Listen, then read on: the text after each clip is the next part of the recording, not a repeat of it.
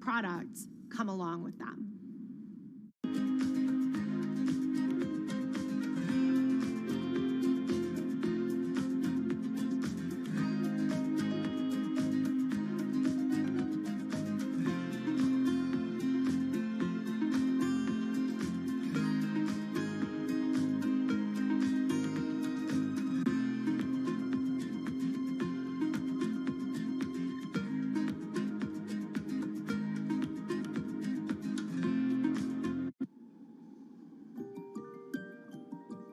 Robinhood would become one of the COVID economy's breakout successes. Robinhood traders, as they're called, became the shorthand explanation for the frenzy of often speculative retail investing after the pandemic lockdowns. Kids wake up in the morning, they go on Robinhood. They're, in the shower, they check Robinhood. Kids are learning how the stock market works at 18 while they're at school, checking their phones in between classes because notifications pop up telling them what their stocks are doing that day. With these new tools, millennials and Gen Z are investing in the market in ways their parents could have never even dreamt of. That is sort of key when we talk about the divide between older and younger generations, is that the younger generation is exposed to so much more information and tools at their disposal to do what they want in the market. The older generations, you never had the technology or the cost structure that you could play the markets like you can today. So you were stuck with giving your money to a professional investor and paying them a fee to do it. When I speak to young kids, they tell me, I'm making mistakes, I'm losing money. I'm not a perfect investor, but I'm 18, and by the time I'm 30, which will be, 10 years from now, I'm gonna have interacted with the markets for a decade. And so it's a learning experience more so than anything else. And you can look at it and you can say, wow, that's risk-taking, that's dumb, but if you could possibly shave 10, 20 years off your working life versus adding 5 years, I don't think you can fault people for that. But Robinhood is only part of the puzzle. Sure, you can trade on it, but without research, information, and data, you're just blindly throwing darts at different stocks and hoping to strike it rich. Wall Street forever has always run on what we now call narratives or memes. People telling rumors to each other have been around for 100 years. On Wall Street, information is its own currency. Historically, either you had it or you didn't, and the people who had it had a huge advantage. In the past, those narratives and memes didn't have a network effect. It would be one person telling another person over the phone. In fact, when I broke into this business in the 80s, a lot of people used to complain that they weren't on the call list to get those ideas. Social media changed all of that. Fast forward to 2021, that's being done on the internet now. And that's being done on Discord and Twitter and StockTwits and Reddit. And the impact is very similar, but orders and orders of magnitude larger. As social media has played a bigger part in our lives, it's also played a bigger and kind of more important role in how people find investing ideas online and on these platforms. How do those ideas spread? On TikTok. Yes, that TikTok. Soon may the weatherman come to bring us sugar and tea and rum. People aren't just going to it for sea shanty videos. The personal finance hashtag on TikTok has garnered 3.5 billion views from its 1 billion monthly active users. By comparison, videos found under the cooking and health tips hashtag have 2.6 and 2.1 billion views respectively. The trajectory of Robinhood and TikTok were literally on par. What happened in the stock market this week? So the word of the week is expectations. Absolutely essential that you guys understand the risks of shorting. And Kayla Kilbride and Kyla Scanlon are two of those financial influencer TikTokers, also known as finfluencers. I think people still care about fashion, they care about culture, but it's also like there's this big behemoth thing called the stock market that we really don't know a whole lot about, and it's gatekept behind the industry. And so people want to unpack that. And so my audience is, a lot of them are younger investors who are looking to hone their skills. Tech and write-up. Kyla and Kayla are two of the more, let's say, professional TikTok influencers. The Tesla ARK Bitcoin Biotech Risk Cluster. I I've been trading since high school, and it was a really interesting way for me to fill out my decision-making frameworks and to think about thinking. And I think that the more that we can have people thinking about finance, the better that we're going to progress as a society. I think it's a huge gap in our educational system. If you're going to buy an option for a stock you think is going to go up, it's a call. So think of it like this. I made the options video where I was like, options are just like shopping. Rumor has it that this pallet's about to go up in price. So if I come in tomorrow, can I still buy it at said price? And a ton of women just like attacked that video and were like, you explain things so much better than my boyfriend or my professor, or like I could sit and listen to you all day. And I was like, this is what I was looking for. But TikTok's algorithm does not reward calm and measured videos about responsible investing. It rewards this. Watch this video for 30 seconds and you'll be rich for the rest of your life. I try not to say the A word, the ALGO word, because TikTok listens to us. The algorithm does impact how you feel. You know, you do notice which videos do better versus which videos do worse. How do you catch someone's attention in less than 60 seconds? And how do you make it something that they're like, I need this in my life? Nearly impossible to do that in 60 seconds. But the people who perfect it are the people that you're going to watch and going to stick around. And where people are sticking around? Reddit. And its nearly countless subreddits about finance. And by far the biggest one of those is Wall Street Bets. There's a lot of social media platforms out there, but Reddit is like the social media platform for finance. Places like Wall Street Bets is where it all goes down. Started in January 2012, it wasn't long before Wall Street Bets adopted a 4chan-like etiquette, leading to their tagline, like 4chan found a Bloomberg terminal. We had all these unexplained stock moves, and we would be grasping for why stock XYZ jumped 20% in a day. And you would look at Wall Street Bets, and you would see people there talking about buying options in that stock, and it sort of, squared the circle, so to speak, and started making sense. And it was at that point that it was like, wow, we have to start paying attention to this. Some people on the platform really spend tons of time, and others are just looking for entertainment and to have a little bit of fun, effectively gambling or looking for an outlet, trying to make a little bit of money.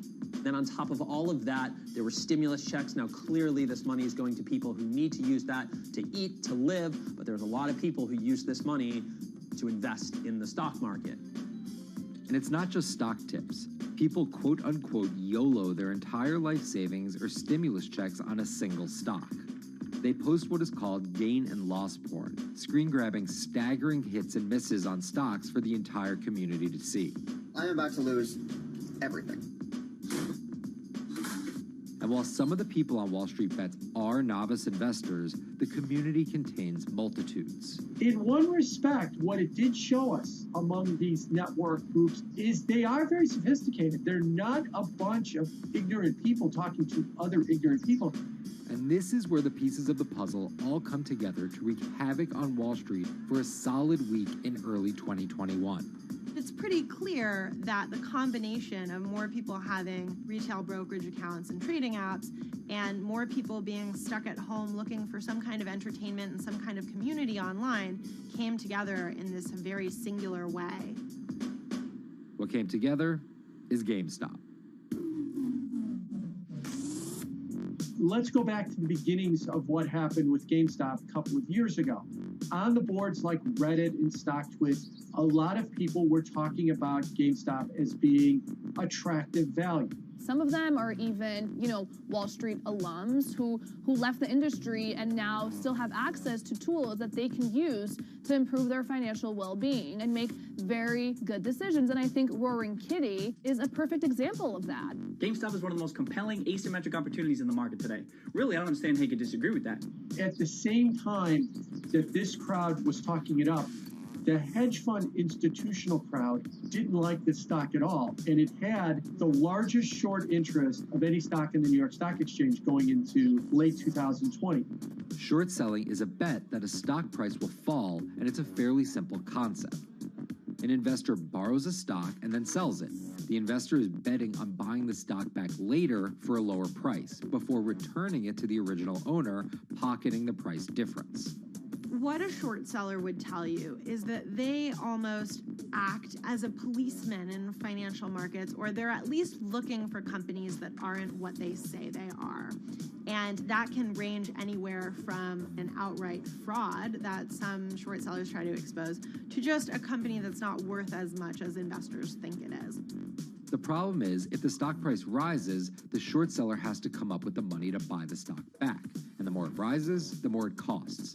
And that's what's called a short squeeze. And the hedge fund Melvin Capital was on the wrong end of that squeeze. Melvin Capital lost over 50% of its money in the month of January alone, just from being caught in the short squeeze of the stock. This is where the disruption comes in. One of the most wild stories you're ever going to see. GameStop shares absolutely going nuts. In less than a year, the company's stock has jumped from less than $3 a share to almost $350. Cheers, everybody! Roaring Kitty has turned $50,000 or so investment into some $14 million. Whoa! Investors all over social media use the free trading app Robinhood to wreak havoc on Wall Street. They're actually piling on into some of these stocks to really hurt the professional short sellers. And they all used Reddit, Twitter, TikTok, and Discord to tell one another to keep buying and, quote, hold the line and not sell GameStop. People are getting cheerleaded for jumping in, buying at the highs. They're saying, keep going. And it was working too, until Thursday morning, the trading app Robinhood sent out this tweet. In light of current market volatility, we are restricting transactions, including GameStop. People were really angry. Robinhood was supposed to allow the regular people to play the same game these big boys are playing. But instead, we were all taken for schmucks, and they screwed us. Shares of GameStop are jumping again now that retail investors are being allowed to buy shares of the stock. But what we learned is that when people organize online, they have the ability to disrupt the market. And it was a big sign. The ivory walls of the institution aren't as powerful as maybe the institutions thought them to be. I don't know if pumping up GameStop was the best use of billions of dollars, but I think that as a signal to society, it was pretty interesting and powerful. The GameStop saga was so impactful that both Vlad Tenev and Roaring Kitty were called in to testify before Congress to clarify each of their roles in the saga. One thing that's emerged from the congressional hearings is that they're interested in how retail brokerages make money and whether they're keeping the best interest of their customers in mind, but it's pretty fuzzy as far as what they would actually do as a result.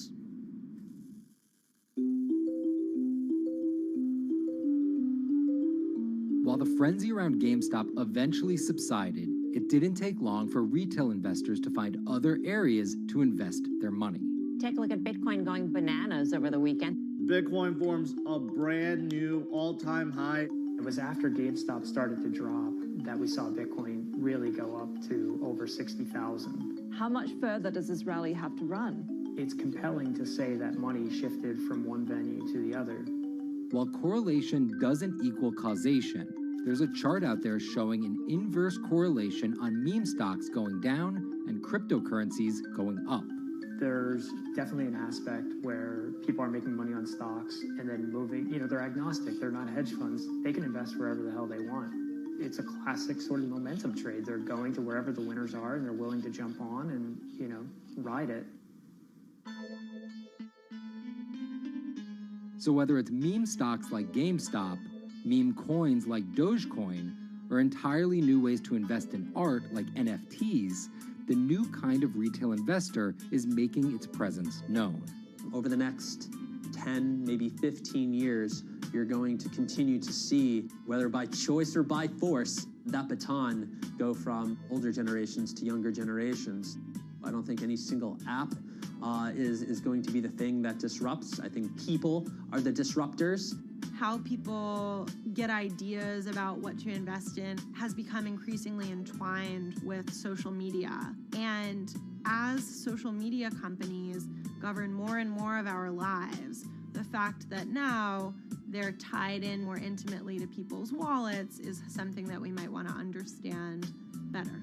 Usually what disruption, I think, means is technology comes in, whether it's blogs to the newspapers or online retailing to brick and mortar. They come in and they're in the same business, but they just do it in such a gigantic cost savings that it causes everybody to switch. Well, that's the risk that happens here, is that it's so much cheaper to just manage your own money. We're not there yet, but costs and conveniences are moving in that direction. So I'd say, Wall Street, you haven't been disrupted yet, but you could be in the coming years, and that the final chapter on this story hasn't been written.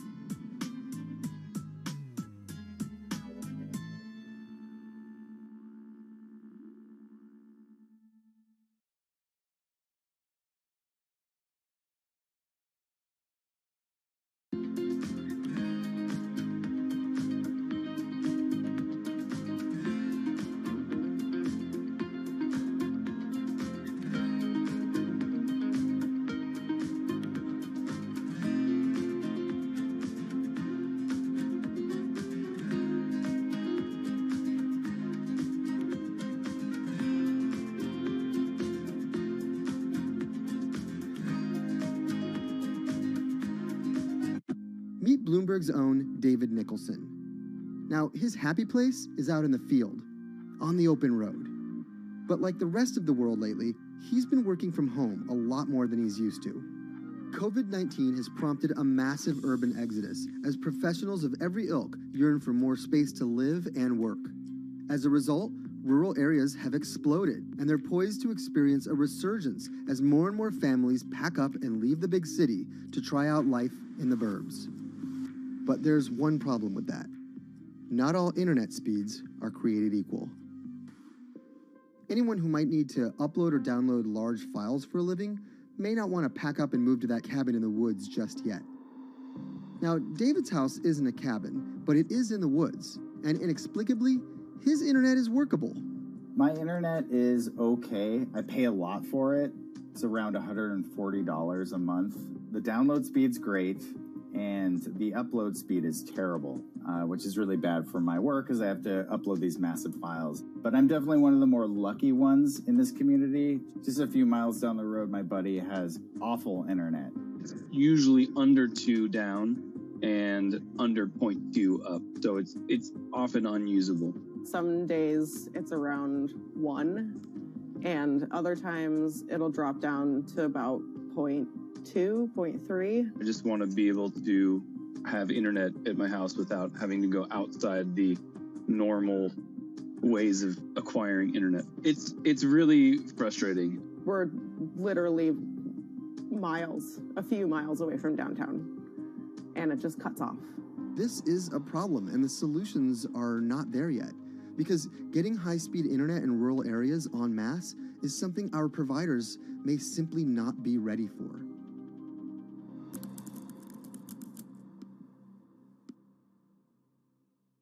If your internet service doesn't have fast download and upload speeds, then you don't have high-speed harmony. You have. Americans on average pay about $70 a month for internet at home. But in rural areas, it could cost a lot more for a lot less service. So the pricing for a fixed wireless provider here can be something between $80 and $150 for about 25 megabits per second. However, gigabit service, which is 1,000 megabits per second and symmetrical, is running at about $119 a month or $130 a month. That's John Paul. He co-owns Spiral Fiber, an internet service provider here in Nevada County, California. And for the past 10 years, he's been trying to bring an affordable fiber optic network to town. It all started when he applied to be part of the pilot program for Google's fiber service. Across the country, civic boosters have been going to extremes, chanting, singing, Google in the morning, and marching, trying to get the search engine giant to look at their town. The internet these days is crucial to be in the world, to be a part of the world, and to be connected to your community. Google ultimately went with Kansas City, Missouri, which left Paul on a mission to get funding to lay out fiber optic networks for gigabit service. Over the next several years, he would attend conferences and pitch venture capitalists and apply for grants to make his vision come to life. One of the biggest roadblocks to building infrastructure for the internet here in the United States are the existing large providers. They have their land staked out. They would prefer that nobody come in and compete against them. In 2013, we applied for a grant. We went down and met with the commissioners at the California Public Utilities Commission. It was an arduous process to get funded, but we finally did against all odds. We got a $16 million grant, and then we went out to seek venture capital. Then, in March of 2020, the pandemic hit the world.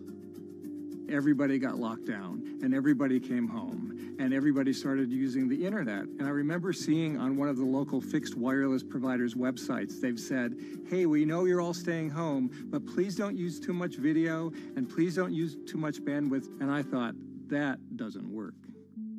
The U.S. connectivity gap is far greater compared to countries that are considered its peers economically.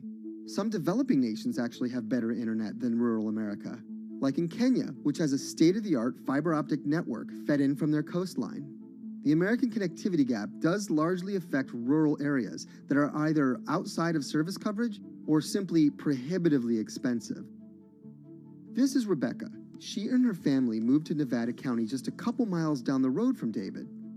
They took for granted that high-speed internet would just exist in the area, and it's not something they even bothered to check on before buying their house.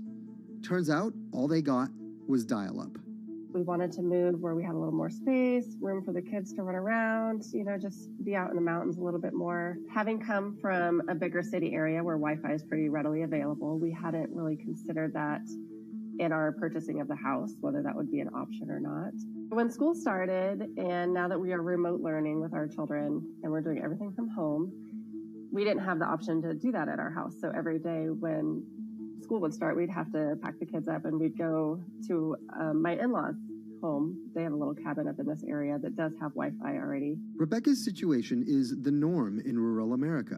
According to data from the Federal Communications Commission, just 4% of urban Americans lack access to broadband internet. That's compared to almost 40% of people who live in rural areas. While that was the case, there were also racial and socioeconomic divides in terms of who had that access. In addition to that geographic difference, low-income African-American students, Latino students, and first-generation college students were more likely than others to have only one device at home that's shared among multiple siblings and or lack access to that actual connection. For most American towns, there's also a lack of competition, forcing internet prices up. And large providers like AT&T and Comcast aren't incentivized to expand service to these rural communities. This is how Xfinity makes life simple, easy, awesome.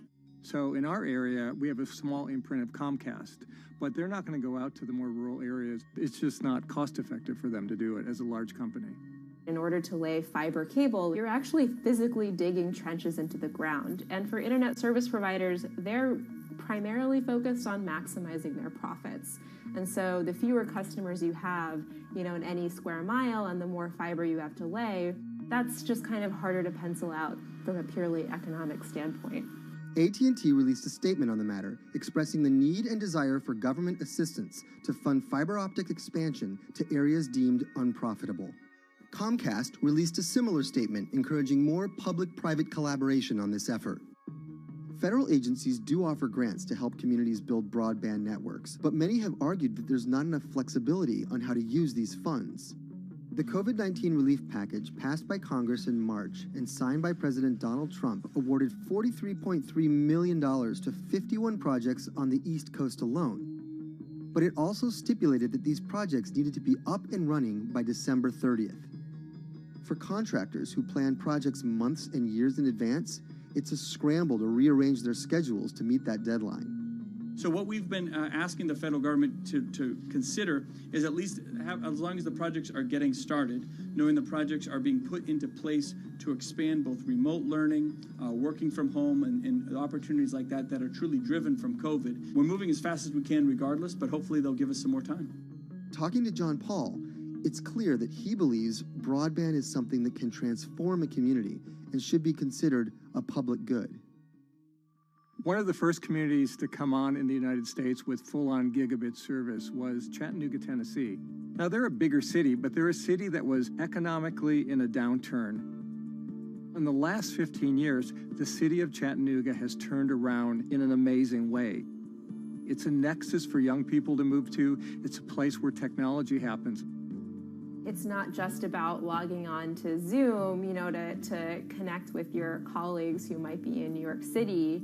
It's also your ability as a small business, operating in the town of Nevada City or wherever it may be to, quickly upload your payroll documents or something onto the cloud, or to quickly, swipe a customer's credit card.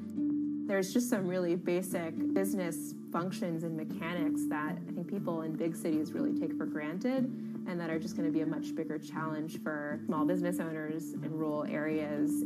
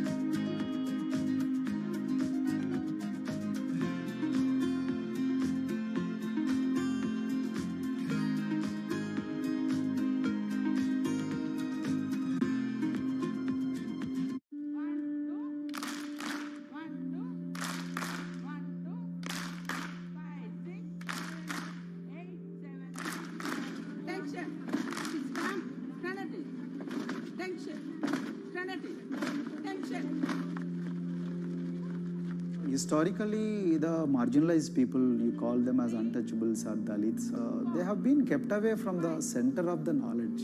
Once you are born into a caste, it is very difficult for you to grow beyond that. You are stuck in that identity.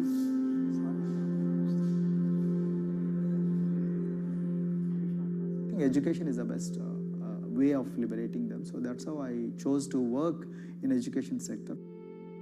The kind of education that we are giving to the marginalized people is going to change not just the fate of these communities in Telangana, but it is going to be the source of inspiration, source of hope for all the marginalized in this country.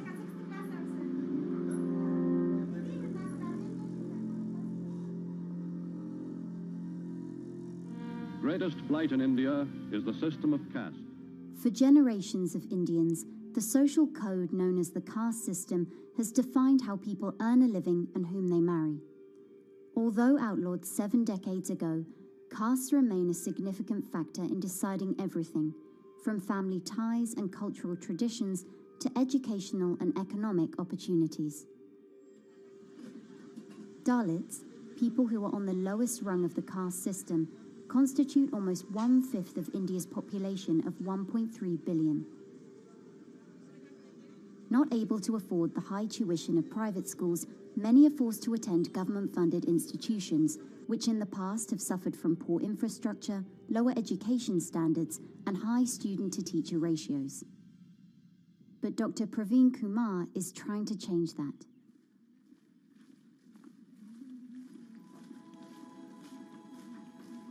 I am currently working as head of Telangana Social Welfare Residential Schools.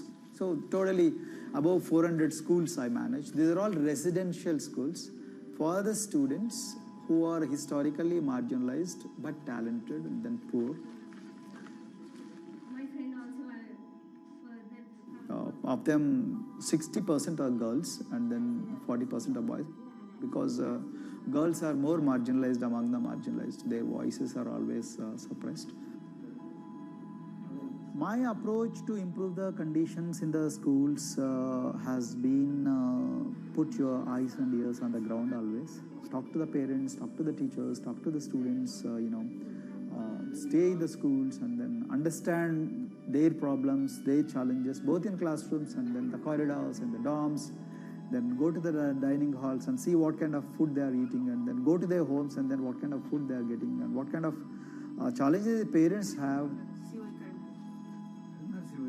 Very good. 9th class? One of the important changes that I brought in after I took over was to complete the transformation of mother tongue to English medium, because English medium, as I said, English is the language of emancipation, a language that connects you to the whole body of knowledge in the world. So we had to train a lot of teachers. Refer to the dictionary also, okay, and find out the new meanings. As well as describe about. Hey, Ruchita, how are you?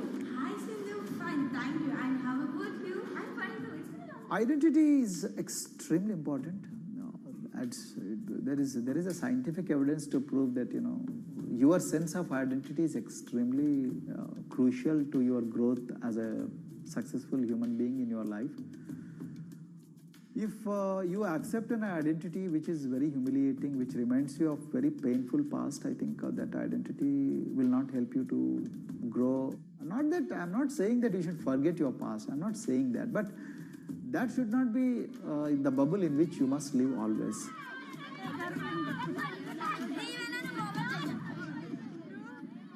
Sweros is an alternative identity. S stands for state. W stands for welfare. Aero, SW, and then Aero is Swero. So the idea is your dreams have to be skybound. So that is what we are trying to achieve by changing the identities. Like, we say, I'm a Swero, and I aim to be a doctor. I am a Swero, I aim to be a top-notch engineer. I am a Swero, I aim to be a top bureaucrat of this country. I'm a Swero, I want to be a very good actor or a musician in this world. So these are the positive images that are associated with identity.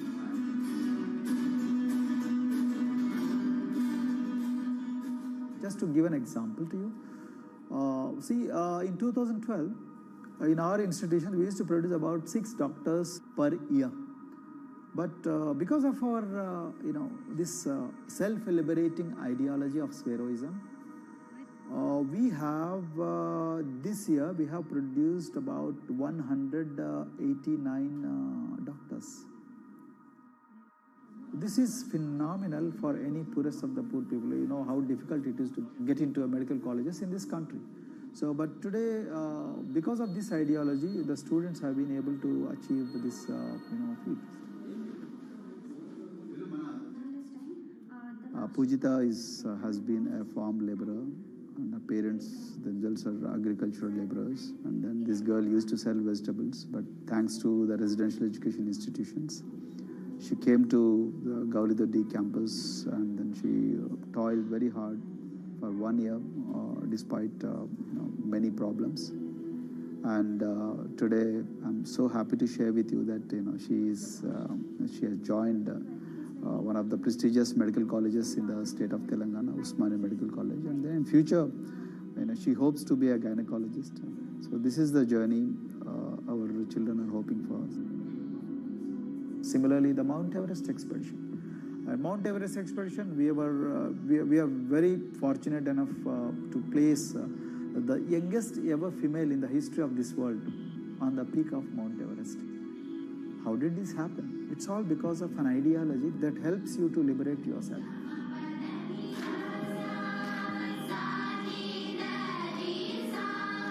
We got a lot of extracurricular activities, and most of them got institutionalized now. So, for example, music.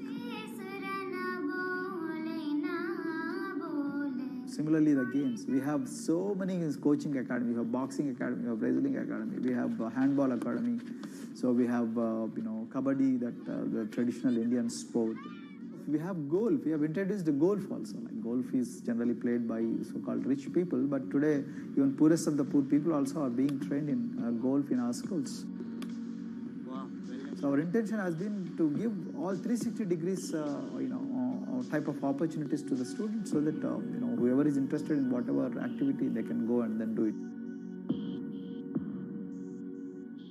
Break the barriers, break the fence, at least mentally, because poor people have been programmed to be victims, programmed to be subjugated, programmed to be on the margins, always, programmed to feel inferior. We wanted to change all that. There are certain games which are exclusive to rich people. There are certain languages which are exclusive to middle class and upper middle class in this country. To put it in one word, the sole aim of introducing all these co-curricular activities is to break the stereotypes which are recklessly imposed on these people.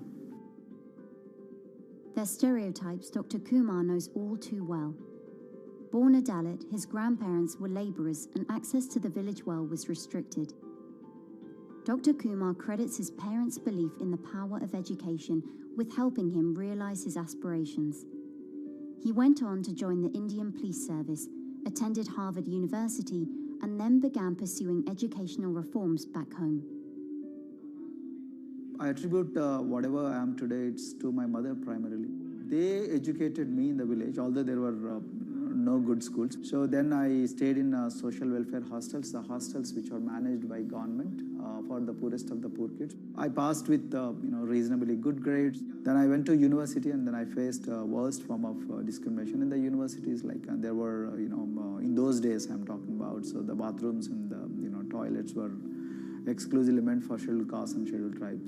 We used to fight discrimination on one hand and then again, try to excel in academics, day in and day out. So that's how I came to education, because I deeply believe that education is the only important weapon that can really, place the poorest of the poor people from a very victimhood orbit to a prosperous orbit. I think in future, this is going to be a game changer for the marginalized in this country.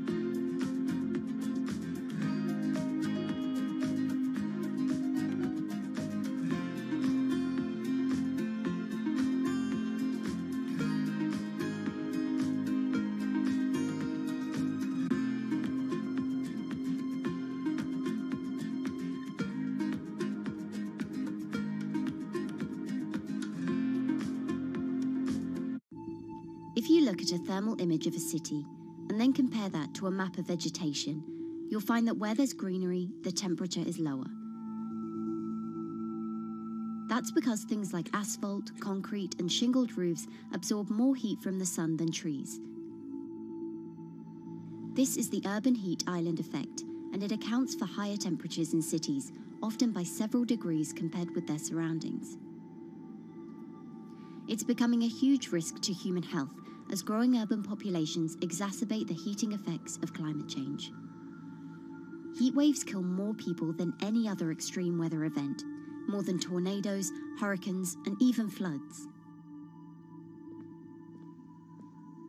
That's why urban heat island mitigation strategies are being studied in Singapore by a group of researchers.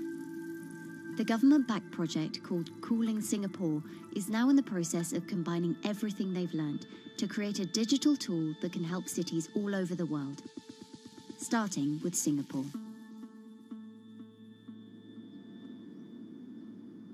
In Singapore, close to the equator, temperatures regularly rise above 32 degrees Celsius or 90 degrees Fahrenheit. And the city structures only make it worse.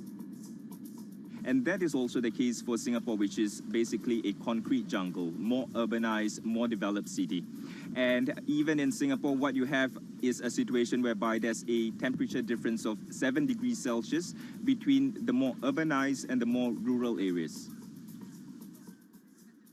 The government has taken drastic steps to keep temperatures down. This is Gardens by the Bay, an award-winning park.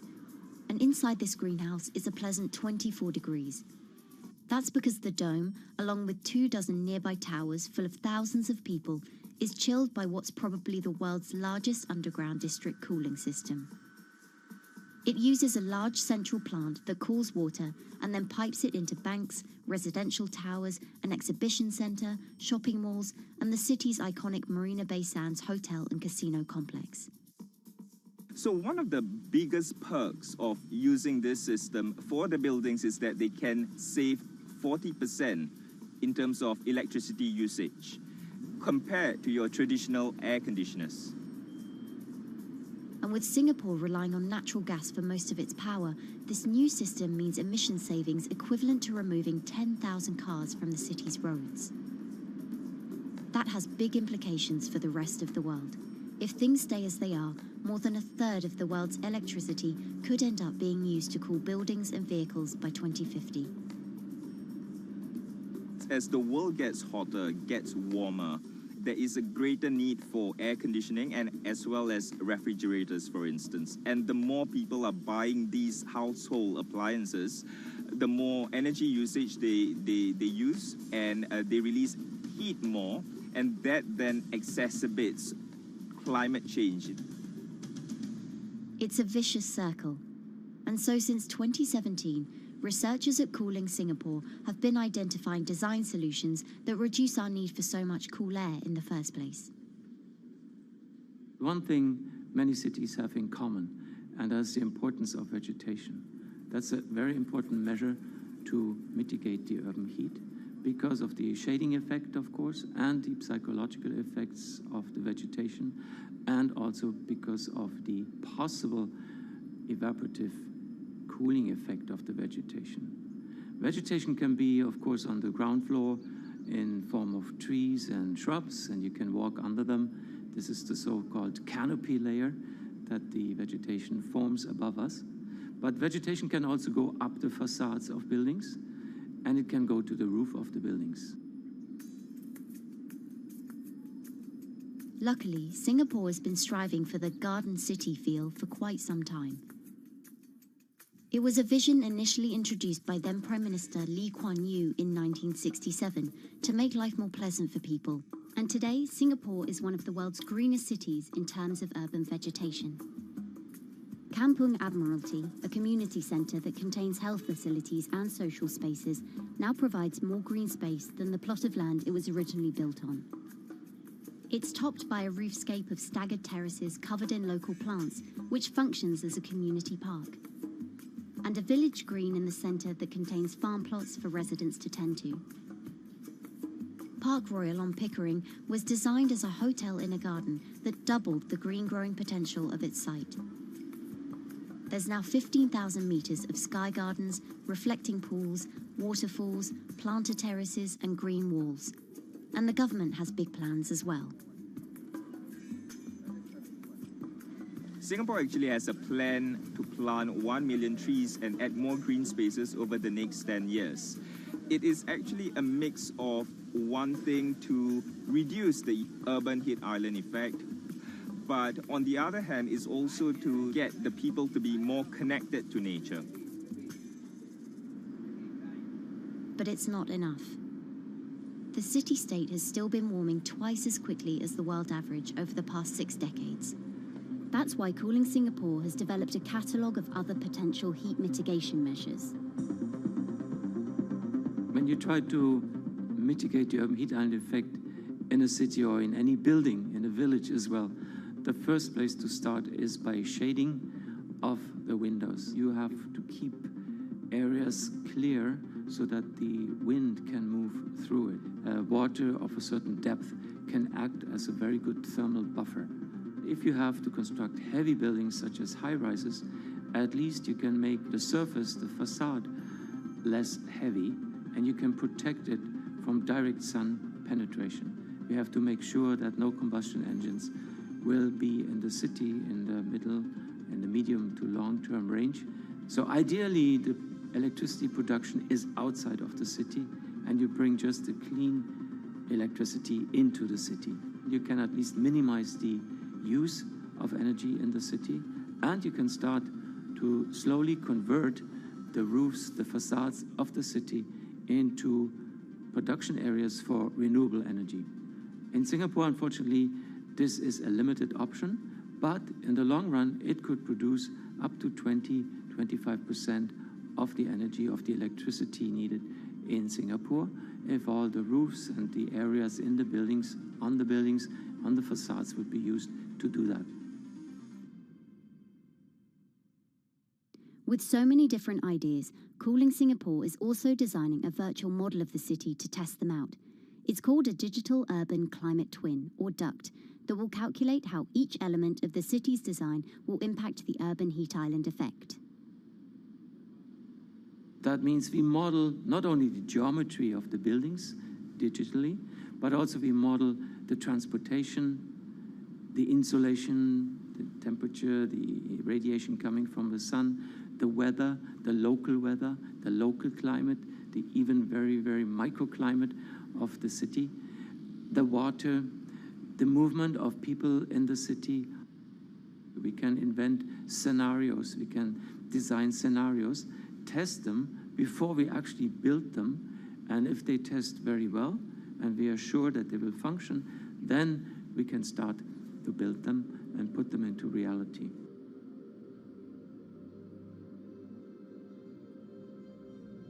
Singapore will be using this new tool to figure out which actions it should take next. And the model can be applied to any city, whether it needs to keep heat out or keep heat in, which will ultimately save energy, slow climate change, and improve our quality of life. So this is something that Singapore will be able to export, maybe even together with its city development systems that it already has.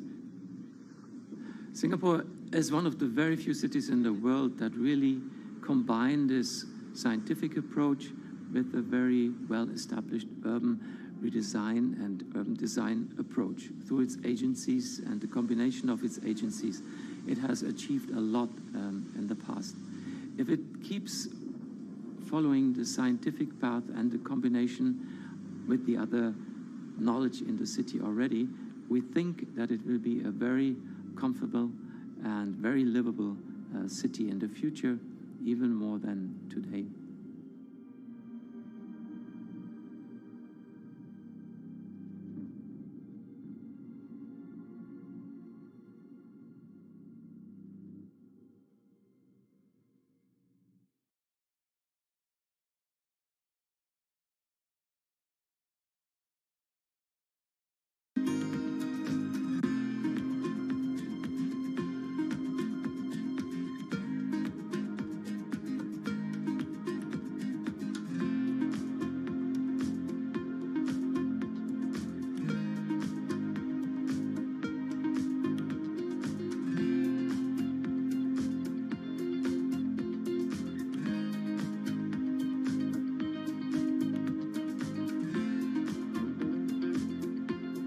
Times are tough.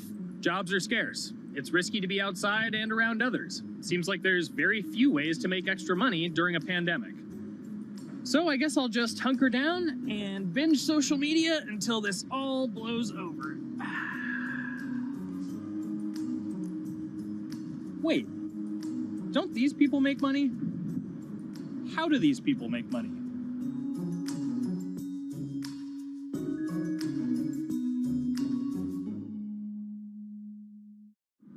Streamers, YouTubers, Twitch stars. How do they make money? Is it a lot? Is it a lot of work? I know, I gotta ask somebody in the biz, and I got just the guy. Austin John Plays. This is your full-time job now, right? As of November of last year, yes. This was always just kind of like a side thing. Like, any money that I made from doing my videos and whatever else, I never touched that because I didn't really think of that as being like real money. And then it started coming in more and more. And then it was like I hit my first day that I broke $1,000 and I was like, this is actually going to be money. How did the YouTube channel come to be? When the game Pokemon Sun and Moon came out for the 3DS, there was like things that I learned about the game, and then I wanted to just share that information with people. And at the time, I didn't have any way to capture a screen or anything, so I found like generic footage and I kind of put it all together with so much editing. And that video got 6 views. And then 2 days later, I made another one, and that one got 12 views. And then I just started pumping out more and more content, and people were like, this guy knows what he's talking about. It really just started building on top of itself, and then it was like, my channel really focuses on tips and tricks. So I play a straight 18 hours, and I'll finish the game or get to about the 40-hour mark, and then I'll make my first video. While I'm going through, I have a giant notepad and just scribbles everywhere, and I make these notes of like the things that stumped me, so I know the things that may stump other people. What do you need to think about if you're building your YouTube channel? One, you need to do something that you're passionate about. Not that you like, not that you think you're gonna make money on, something you're passionate about. The other thing is something that other people are passionate about. It holds a special place to them. And third is, it needs to be something that people are gonna seek out information on. In order to enter into the marketplace, you either need to be better than everyone else, you either need to be faster than everyone else, or you need to be more accessible than everyone else. And you can't be more accessible because it's already on the platform. Granted, if you understand how the algorithm works, which is very similar to Google Analytics, then yeah, you can have a little bit of a head start. But if you're not doing it faster, and if you're not doing it better than everyone else, then why should anyone watch your channel? So my income as a YouTuber kind of breaks down to 3 different ways. One, which is the bulk of it, which is ad revenue. Whenever you go and you watch a video and then there's an ad and then you wait 5 seconds and you hit the bottom right corner and then you go on to the next video, or a non-skippable ad, or the video starts immediately, you get the little banner ad at the bottom, or if you scroll down from the video, the first thing that shows there is an ad. Those are the 4 different types of ads that can appear on every single YouTube video. And all of them pay a certain amount. It varies on lots of things, like the country of the person who posts it, the country of the person who watches it, the time of year, where you are in the quarter, if there's anything going on with a reduction in ad revenue. Like, great example, COVID-19, companies weren't spending as much on advertising. So because of that, CPM went down. CPM stands for click per thousand. I'm using the Roman numeral for 1,000. And that means that for every 1,000 views, you get a certain amount of money. Now, on low ads, when I first started off, my CPM was 30 cents. So every 1,000 views, I made 30 cents. But then once I signed with an MCN and I started making more quality content and more engaging content, some of my better videos and certain times of the year, I can see CPMs as high as $12 to $14. And there's a big fluctuation between, you know, if I post a video when there's no ads being spent, like January and February, that's the reason a lot of your favorite YouTubers and also TV shows don't post new videos in that time of year, because ad rates are down. Why are they going to make content then? Instead, you're recording and you're bulking up for when ad revenue is higher. The second way that a YouTuber makes income is support, crowdfunding, things like that. When I first started off, Patreon was really the only option, but then they started rolling out supporters and members for YouTube channels. So whenever I have a live stream, you can click a button and then you can become a member, and then you get special icons next to your name. I believe they're called badges. Or on any video, you can hit the join button, and that helps support the channel. And then the third aspect of that would be merch. And for me, my merch has been somewhat basic. In fact, I'm wearing one of my t-shirts from last year right now. You have to endure the times that your first video gets 6 views, that you post it on Reddit and they say, shut up, and then an auto mod bans you. You have to go through that, because until you go through that and you discover why you're doing it, you're not doing it for other people, you're doing it for yourself. If you're not loving what you do, then it's not worth it. Huh. So make a channel about something that I'm passionate about. Oh, sweet. I guess I can make the channel about that.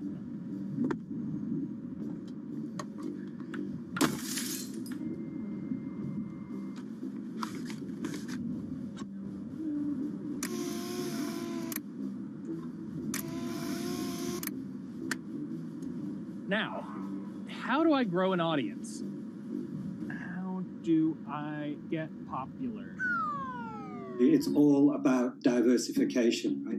You have to have a massive Twitter following. You have to have a massive Instagram following. You have to have a massive YouTube following. Of course, you have to be on Twitch, which is the key platform. But basically, any way you can get in front of your audience, you can engage with your audience, is going to drive those clicks, which ultimately drives the advertiser revenue that you get back from all of these platforms. It's me and Dan playing video games and talking in a funny manner over them. They're not just people who are good at games. They're actually people who are good at online engagement, online entertainment, first and foremost. You have the right to remain stylish. Anything you wear can and will be used against you in the court of fashion. The streamer is either very, very talented at the game. The best player in the game is generally going to draw a crowd because people like watching people who are very good. On the other hand, they're either very, very good or funny, charismatic, whatever it is on that side. Oh, no. You know, it becomes more of a show where they talk about other things outside of the gaming world, and gaming becomes really just a backdrop and an excuse to engage with that audience. There were those weird, like, Ronald McDonald, like, straight to VHS movies. You remember those? I'm personable, I'm chatty. I would kind of, you know, when boring things were happening in the game, I would ramble on about, you know, movies I'd watched or books I'd read and, you know, or conversations I'd had and stuff like that. And so I think being personable was a big part of that. It's not just getting on and playing games. It's getting on and being an entertainer. You are putting on a show. All right, now let me go ahead and grab the samurai sword that every gym has. Okay, he's dead. To have a larger audience and to have that audience, I think, stay with you, you have to bring something extra. You know, you have to find your niche. You have to find what works and what connects with the audience and what makes them laugh and what makes them keep coming back. You gotta make it a little more exciting, all right? Throw in a hanging bishop. Have everybody in suspense for a moment. I think the real most important thing is to just get used to being on camera. Like in any sort of performance thing, is get used to talking on camera. You know, my first few videos were terrible, but because I sat down and did it for 6 to 8 hours a day, I just got used to talking and I got over that uncomfortable hump. If you go into Twitch purely with the expectation that you're going to make money, make a job out of it, have all this growth, and it's going to be great, you're probably going to burn out prior to getting to that point because there's very little payoff for a long time, right? Like multiple years generally before you really start to see a payoff. And so, you know, those first few times you're streaming, nobody is there. One person shows up every 30 minutes, says hi, maybe, and leaves, right? Like, it's very discouraging, I think, for a lot of people. And so you have to be there just loving it. You have to love talking to yourself when nobody is around. You have to love just the game that you're playing, all of that stuff, because it takes a while. And I think a majority of people burn out prior to getting to the, like, profitable point of it. And there you have it. My very own YouTube, Twitch, Discord, and streaming channels all ready to go live. It's a veritable social media ecosystem just on the verge of thriving. So don't forget to smash like and subscribe and visit my Patreon for perks. Also, go to my merch page. And one last thing, stay cool, my friends.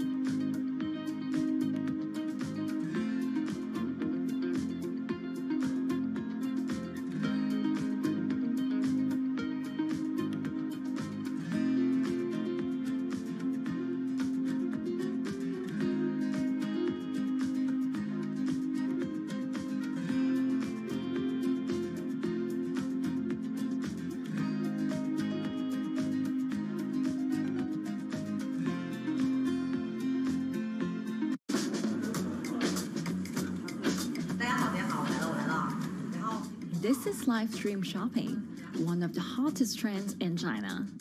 Every night, tens of millions of people watch live shows hosted by influencers like Via and buy the products they recommend. On e-commerce and social apps like Taobao and Douyin, the sister app of TikTok. 我觉得已经改变了大家的购物的方式。其实各种各样的产品，哪怕你不买，你也可以来看。当然，你看了，你就有可能会买。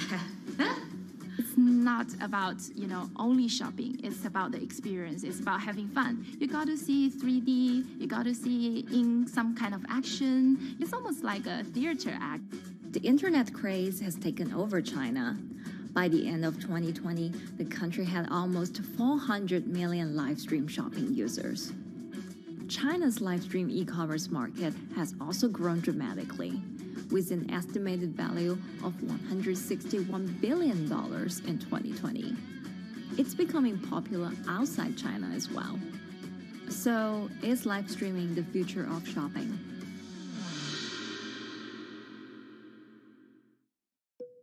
Live streaming is not a new thing.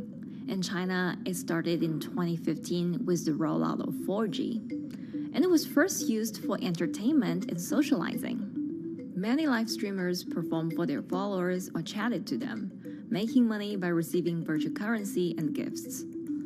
In the West, live streaming is mainly the domain of avid gamers. In China, it's broken into e-commerce. China actually has a very big e-commerce empire, so it uses these super apps, what we call that you have payment, you have search of information, you have recommendation system, and you have huge amount of goods available on the platform, and as well as a lot of consumers. So with this advantage, they merge these features of live streaming to make the influencers actually sell goods. Here is a perfect choice: nice neutrals, beautiful print, nothing overwhelming, and the warmth and comfort of flannel.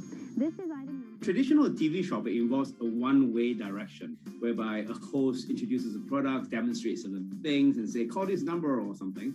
But live stream shopping is live. That in itself is a very, very big difference. It causes different psychology. And live stream shopping is a very entertaining way of actually engaging someone else. When you shop, actually, this live streaming video will continue. It will minimize into a corner, and you can buy the items and pay all on the same app. And after that, the live streaming screen will just enlarge by itself, and the promoter will come back to screen. So it's very convenient. Taobao, one of China's biggest e-commerce platforms owned by tech giant Alibaba, added a live streaming function in early 2016. In the following years, other e-commerce and social platforms like JD and Douyin also integrated this feature. 开头的时候还是有很多的挑战的，对画面的这个流畅，然后是否能够很真实的去还原商品，它其实在这个上面是有很高的这个门槛跟技术的这个卡口在的。不管是我们的这个用户的接受度，还是商家的这个上手的这个难度都很高，但是这几年下来，基本上难点在不断被突破的。Over $70 billion worth of goods was sold via live stream on Taobao in the years through March 2021. Latest surveys show that over 60% of live stream users in China were watching shopping shows, and over 65% of them shopped at least once via live stream. In 2020, live stream shopping got a huge boost during the pandemic, when millions of people were in lockdown and many retailers were pushed online. People, during the lockdown, felt like there's a need for more social interactions. This live platform creates an interesting kind of environment that gives people the sense that I'm actually interacting with you. And then live stream shopping brings in a lot more variety of things that people could buy and satisfy, the sense of losing control, especially during the pandemic. At the heart of this craze are the top influencers who have tens of millions of followers and sell products worth millions of dollars every night. They often use their star power to get bargains from retailers, which in turn boosts their own sales and influence. So if you think about China's live streaming, you have to know the king and queen of the influencers. The queen of live streaming, Via, she is actually having the biggest viewership and the biggest sales volume for a long time on Taobao platform. She can sell everything from like Gucci sunglasses, lipsticks, homes, and cars. One time she offered her followers to go on a Tesla ride with her, and she even, for once, sold a rocket launch in her live streaming room for 40 million yuan. The king will be Li Jiaqi, more widely known as Lipstick's brother. He used to be a cosmetic sales before he turned into live streaming e-commerce. And he knows a lot about the cosmetics. So he's the one that will actually put the lipsticks on himself when he's on the show.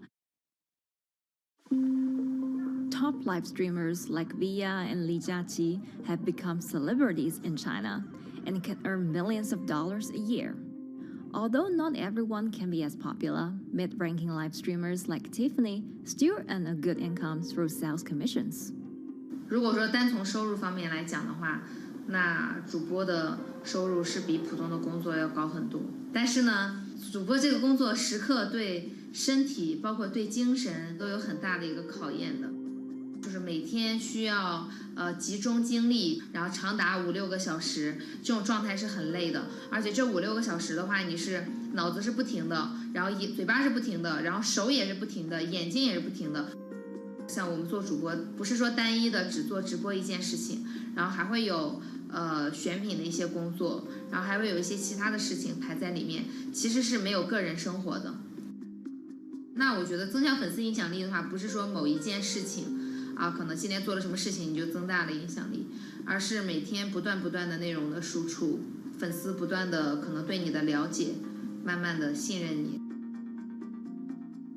没有芝麻酱的味道，如果吃不习惯的话就慎买。A lot of successful live streamers are generally very good at communication. They're very good at articulating very simply what a product does, what a product doesn't do. In order for them to sell, they need to be trustworthy and appear trustworthy, and they need to show in some ways that they're authentic, right? So for Via and Li Jiaqi, they are able to articulate that quite a bit through their body language, through what they say. For example, Li Jiaqi will also sometimes say bad things about certain products because to him that's his honest opinion, and sometimes people want to hear that. And so they seem very credible, they seem very trustworthy, and don't forget, they're also very entertaining and very interesting. If you're familiar with Li Jiaqi, he won a Guinness record for like the most lipstick applications to models in like 30 seconds. So if you're able to create a lot of buzz with interesting things that you do, people who may not want to buy lipsticks will also stream in just to watch what he does. And then from there, you might get hooked. 这就是一般女生出门的时候涂的口红的颜色。 Live streamers also use sales techniques such as limited time or supply. This sense of scarcity can often encourage viewers to buy. The platform in itself creates and enhances some of these things because you see it live. Something we call social proof has taken over, meaning that, hey, other people are interested, other people are joining in, other people want the same product. And they add it in a chat and they ask questions and they say, oh, I want this too. What happens then? It makes the whole product even more scarce. But it's not just influencers. Local farmers, luxury brands, even mutual funds have also started their own live stream shows. Working with very top-tier live streamers can be risky. It's not necessary that the benefits will end up with the brand. So we see company executives opening their own shows. And we see like P&G have their own sales room, which runs shows every day as well. We also have like local governors in like small towns to sell their agricultural products. So the live streaming is definitely transformed the way product owners can think about how to reach their consumers. And it enables a lot of players to actually sell. Live stream shopping is going global. Merchants in Southeast Asia have embraced this trend. And in the West, Amazon has upgraded its live streaming function, adding interactive features like chat rooms. Companies, including Google and Facebook, are also developing and investing in technologies to integrate video and e-commerce. 直播电商它其实已经开始成为主流，它未来的发展空间跟潜力都是巨大的。接下来大家会越来越依赖这种购物方式，会变成一个比较日常化、比较规范化的这么一个趋势。If you look at the numbers alone, their numbers alone, Li Jiaqi's numbers or Via's numbers, you know that they can sell and you know that they can generate revenue. Are they able to sustain it over a long period of time? It depends on how innovative they are at changing some of the things that they do. But you can't expect consumers one day turn into virtual shopping for good. There will be the nature of us that crave to go into the store, to touch the goods and actually wear it and see how it looks like and walk around in that with our friends. And those things wouldn't be replaceable with live streaming.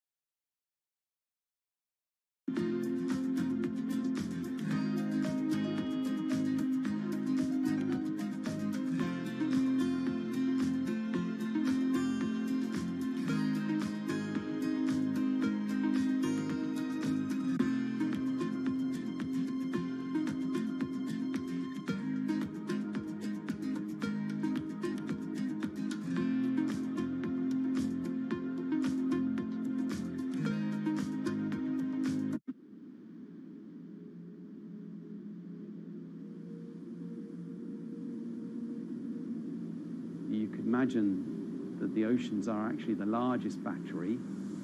We're storing huge amounts of energy in the oceans. The wave motion can be very deep. It can extend down several hundred meters. And once it gets to the near shore, from about 50 meters, the whole water column is moving backwards and forwards. As we search for ways to reduce our reliance on fossil fuels, some are looking to a largely untapped potential source of renewable energy. In theory, waves off the coast of the United States alone could generate over 2 trillion kilowatt hours of electricity a year, enough to power more than half of the country. Waves intensify and subside not as quickly as the wind, and that means that it can produce a smoother power generation curve. One of the potential advantages of wave energy is that it could act as a complementary source of power compared to other renewables on the grid if it were to be scaled up to commercial scale.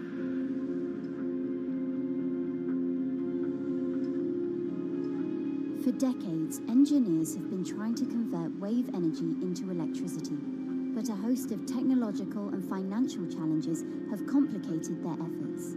In the years from around 2006 to 2015, there were a spate of bankruptcies in the sector, and this was largely because of a lack of kind of continuous proven projects out at sea with reliable electricity generation. Since then, companies have been trying to develop the technologies at a steadier pace and with a smaller cash burn. But the same questions remain. Can companies develop devices and technologies that actually work? Is wave energy just a novelty or something that can become a major renewable energy source?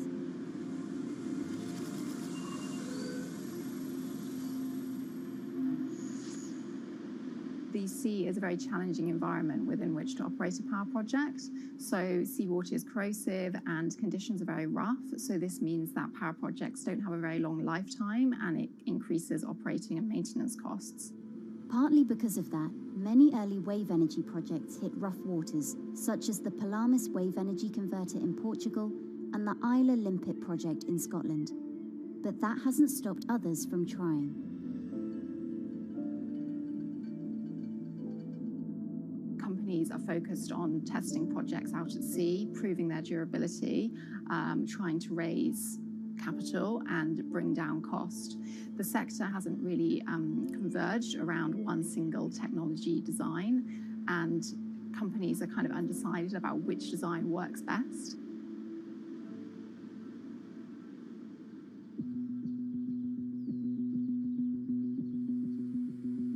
Finland-based AW Energy is a veteran in the sector.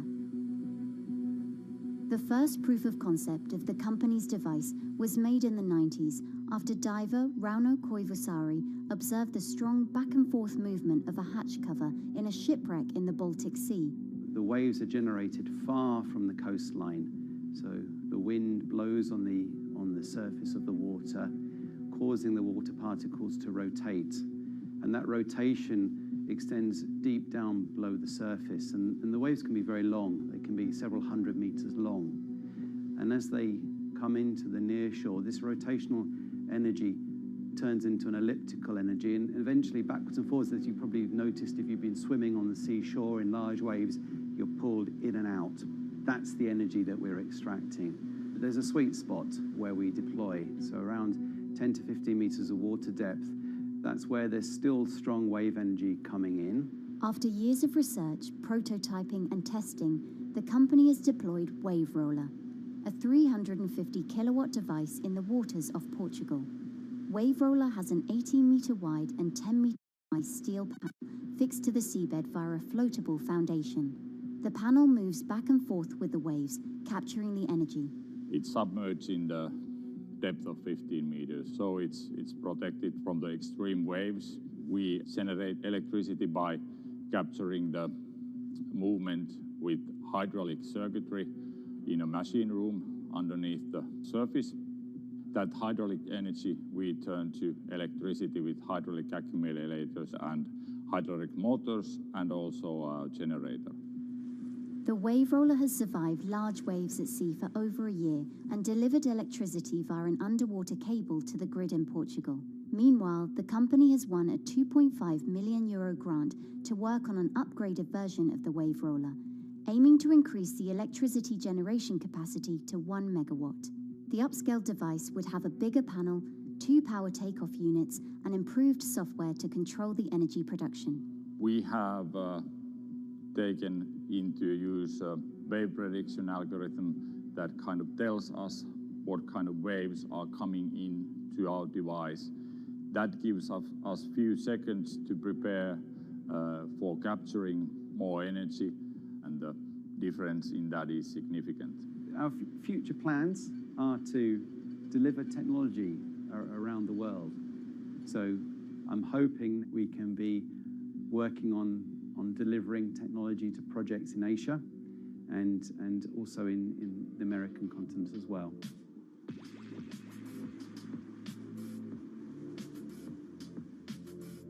Meanwhile, Israeli company Eco Wave Power is taking a different approach to capturing the power of the ocean. For the company's founder, Inna Braverman, developing new sources of renewable energy is a personal mission. I was born in Ukraine in 1986, and 2 weeks after I was born, the Chernobyl nuclear reactor exploded, causing the largest in history nuclear disaster. I was one of the babies that got hurt from the negative effects of such explosion. I had a respiratory arrest and a clinical death. Luckily, my mother, a nurse, approached my crib on time and gave me a mouth-to-mouth resuscitation, which saved my life. I got a second chance in life and decided to do something good with it. Growing up, Inna wanted to be a politician to positively change the world. After working as a translator at a renewable energy company, she decided to change paths. Solar and wind energy were fully commercialized. There were a lot of amazing technologies implemented everywhere. I saw that wave energy, although it's an immense source of electricity, the biggest companies in the world are trying to develop wave energy with no success. And there was kind of a race going on in the world of who is the company that is going to develop a viable wave energy solution first. In 2011, the then 24-year-old Inna co-founded Eco Wave Power. Instead of installing devices offshore, the company's devices are attached to existing breakwaters, jetties, and piers. Our technology is very cost efficient, especially in comparison to the offshore technologies, because we don't need any ships, divers, underwater mooring or cables. We install on existing man-made structures, and all our expensive equipment, the generator, the hydraulic conversion unit, the automation, is located on land just like a regular power station. This is the EcoWave Power conversion unit that has been operating in Jaffa Port since 2014 until 2020. Here you can see how the technology works. Basically, the floaters are going up and down and pushing the hydro cylinders, which transmit biodegradable fluid into land-located accumulators. A pressure is being built. The higher the waves, the higher the pressure, which is used to turn the hydro motor, which is turning the generators. The whole system is controlled by a smart automation system, which you can see right here. And in case of upcoming storms, the system automatically raises the floater above the water level and keeps them in the upward position until the storm passes. The company has been operating a 100-kilowatt grid-connected device in Gibraltar since 2016, which is enough to power 100 households. Currently, Ina and her team are working on another 100-kilowatt project at the port of Jaffa in Tel Aviv. The project will be also the first time in the history of Israel that wave energy will officially connect to the electrical grid. And our goal going forward is to expand it to all suitable breakwaters in the city of Tel Aviv and to supply a significant part of the city's electricity needs. Today, engineers and entrepreneurs are still trying to crack wave energy. Globally, only a few hundred kilowatts of wave energy are deployed, compared with gigawatts of offshore wind. But the field has come a long way in recent years, and with the right engineering solutions, this new power source could eventually become competitive with more mature renewables like solar and wind. I would have a lot more confidence in the success of wave energy companies today as opposed to like 20 years ago. But in the next few years, or maybe the next couple of decades, it will be more likely to be used in remote locations like islands that are otherwise dependent on expensive diesel power, or out at sea on gas decommissioning rigs, or for powering underwater autonomous vehicles. So definitely, wave energy can compete with other renewable energy sources, but I personally believe that this is not a competition. In order to have a 100% renewable energy friendly world, we need all renewable energy sources to work together.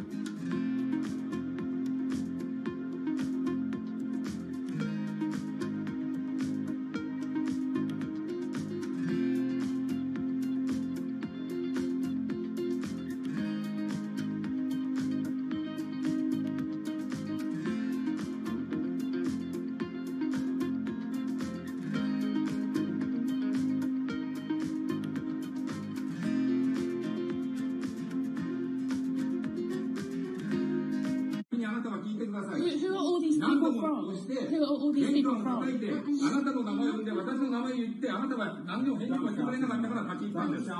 So can you please tell me? I'm not going to... please wait. You know, I've covered a lot of companies. I've covered a lot of Machiavellian companies where, you know, people play rough. I don't think I've ever seen anything on the scale of Nissan. He is making you, but you aren't from this side. I mean, it's corrupt. One of the most dramatic elements was Ravinder Passi's home being raided by court officials in Yokohama. You scared my wife.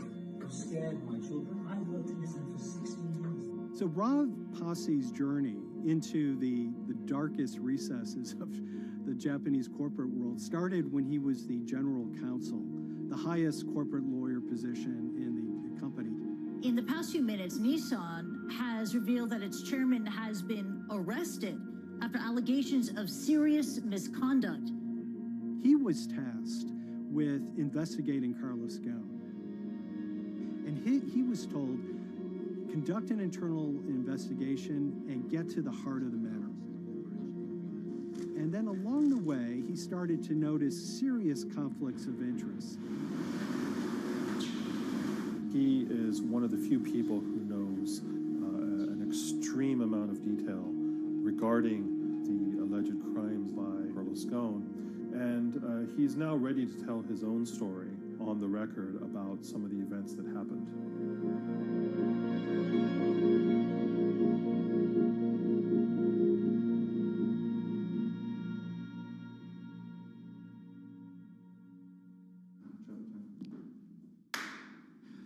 My name is Ravinder Passy. I'm the former Global General Counsel of Nissan Motor Co. Limited. And you could say, yes, I had a front row seat in terms of what was going on.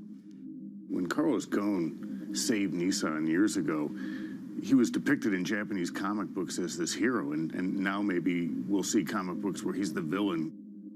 In corporate Japan, Nissan was quite an unusual company.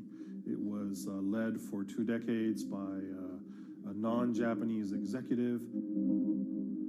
Well, Carlos Ghosn was a hero in the Japanese business world. If you had a global business celebrity in Japan and worldwide, it was definitely Carlos Ghosn. In a country with few foreigners at the top, he stood out.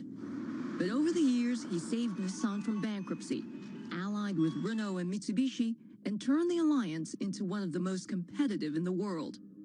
Yet as the years went on, I think his ambitions changed a little bit. He started thinking about legacy plays, and one of them was to really tighten the alliance between Renault and Japan.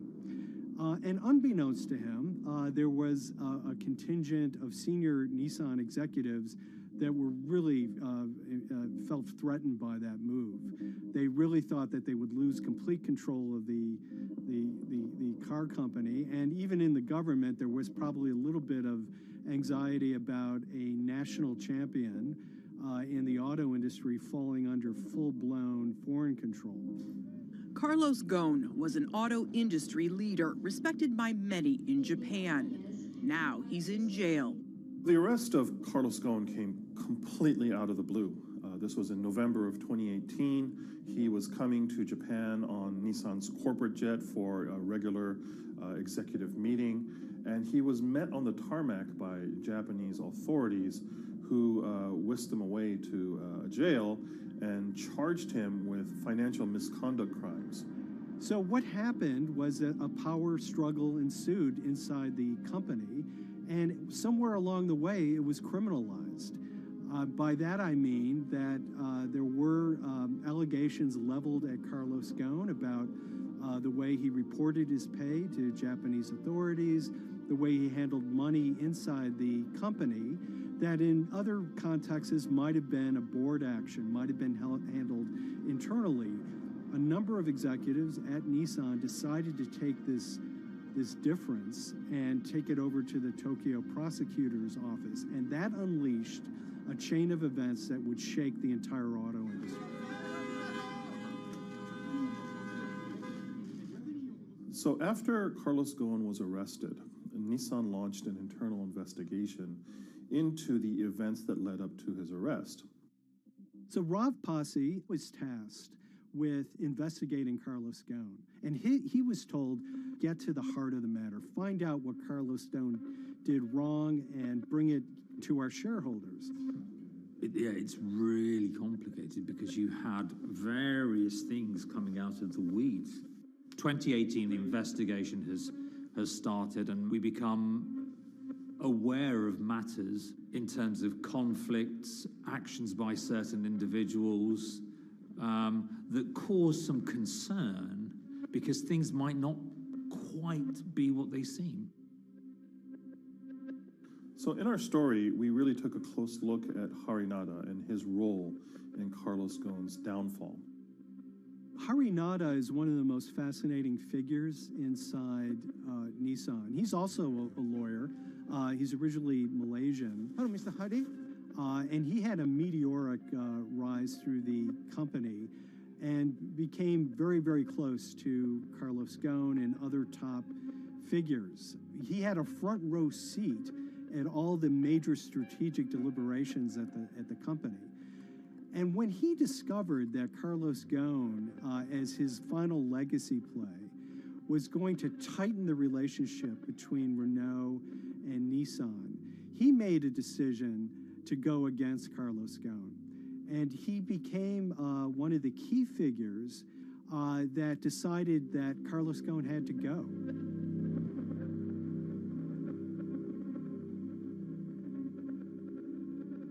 Harry Narder was somebody who actually recruited me into the company. So I have a long-standing relationship with him, or did have a long-standing relationship with him. For many, many years, he was a mentor. I had doubts about the credibility of the process right at the start. Harry Narder had a plea deal with the Tokyo prosecutors. Now, that suggests he was intrinsically involved in some of the wrongdoing, or the allegations of wrongdoing, and it just didn't smell right, just doesn't sit right. So there was a basic conflict of interest. In other words, Harry Narder had to deliver results to Japanese prosecutors to avoid his own criminal liability, and he's accusing and leading the investigation of Carlos Ghosn. Some of the people who had been involved in the original alleged crimes were also looking into the affairs themselves. Ravinder Pasi began pointing out some of these conflict of interest issues. And the reason for that is essentially his concern was for the company. If the company's own investigation into itself was compromised, that could lead to a very weak position in various lawsuits that it was dealing with across the world. I had discussions with Harry, discussions with the statutory auditors about these conflicts, discussions with HR about some of these conflicts, because at that point, we reported into him. You know, at the time, everything was quite, as you can imagine, it was, we've got to do this, we've got to do that, we've got to move fast. But when you step back and look at some of these things, you just think, my God, what was going on here? Because me, members of my team, were being placed in immediate danger. Your chairman's been arrested, a representative director's been arrested. They both happen to be foreigners. And then now what we need to do, we're being instructed to do, is certain compliance professionals need to go into properties in Brazil, for example, and retrieve evidence. They've got to do it very carefully, because if they don't do it carefully, they're going to get convicted of criminal activities. And likewise, when a team of lawyers were commissioned to go to Lebanon, I mean, one of my immediate concerns was, why are lawyers from Nissan being sent to go to Lebanon to retrieve evidence? These are just lawyers, they're corporate lawyers from Nissan. You had revelations that a number of executives had benefited from share appreciation rights when they shouldn't have. I mean, you know, substantive amounts of money being taken by these guys when they weren't entitled to take them. And you do think, yes, how is this going to look later on? It's going to look quite concerning. So that triggered, for me, the sort of assessment that, well, I'm going to have to do something, because up until this point, I haven't put down on paper these conflicts and these issues.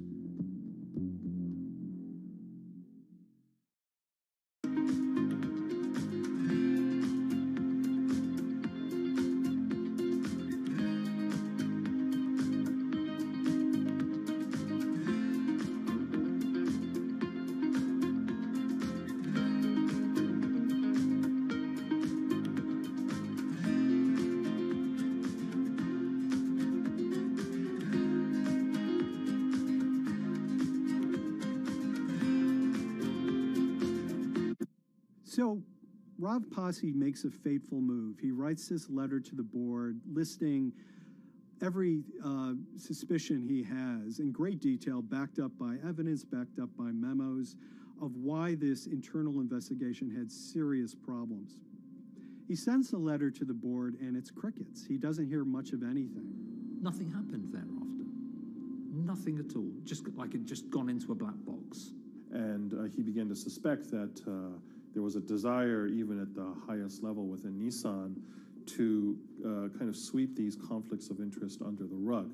Unfortunately for me, I think, again, with hindsight, people must have thought that this is the nail that's sticking out, and we can't have this. Within 3 days of me submitting that to the board of directors, that letter to the independent board of directors, I was removed from the Goan Executive Conduct Matters. I was then told that I could not attend board meetings anymore. And up until that point, I had attended every single board meeting. I was then also told that after 8 years of being in Japan, I'd be going back to the UK. It eventually transpired that I'd be the VP of Projects and Transformation, managing a team of 3. So you can imagine what this feels like at this stage. Almost an arbitrary removal from Japan, where I've lived for 8 years, had 3 children there, my family has grown up, and we've been settled there, having a few months earlier been promoted to vice president at a global level, to being almost demoted. So Posse was essentially being reassigned to get him as far away from the internal investigation as possible, and also to a certain extent in retaliation to some of the issues that he brought up regarding the internal investigation and Harinada. What happened to Rob Posse can be seen as a series of corporate humiliations. I mean, first of all, his immediate responsibilities were taken away from him. Eventually, he lost, the coveted general counsel title.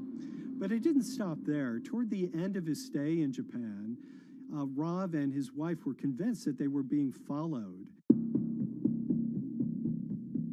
During that period, I'd noticed that whilst driving my car, I'd have other cars following me. First time I noticed this was around mid-March, and I was driving, I can't remember where I was going, but this grey van, small van, just literally started following me. And I noticed that there was somebody in the car taking pictures. And lo and behold, we were absolutely being followed either by people on foot or other individuals, 2 or 3, normally 2 burly men in a car, different cars at different times, following us around. They were following the family as well. And, given I'd seen the Nissan security department behave in a very, very egregious manner with others in terms of following and surveilling, I was very concerned as to what they were doing and who they were giving this information to. Because if they're giving this information to the authorities, you do think, why? What's going on here? I mean, this is just not normal behavior. And this all culminated in a rather dramatic event in the middle of 2020. Who are you people? Where Nissan had hired a legal team and had obtained an unusual court order from the district court in Yokohama to basically do a search of his home and seizure of his corporate laptop and phone and other documents. If you don't let us in now, we have to break this key. So it's a pretty extreme way to treat someone who'd spent 16 years at the company. These people have all come in. We don't really know who they are, apart from the fact that I've been shown a badge that says the Yokohama court. And they're here to recover a laptop and a mobile phone.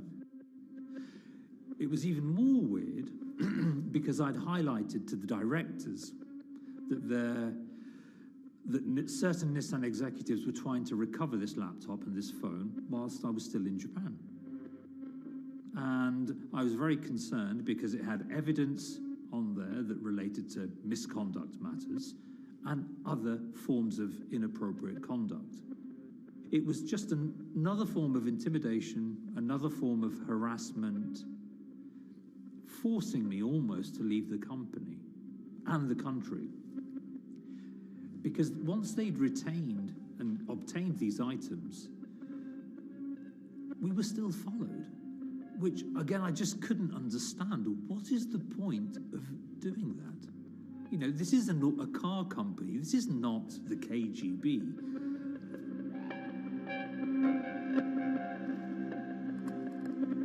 I think it's fair to say that Rob Posse didn't have full battlefield awareness of all the intrigue going on at Nissan. I mean, Harinata is interesting because he's both charismatic and charming, and one of the most brutal corporate infighters one could ever run across. This is a confidential company email, right? You should not have this.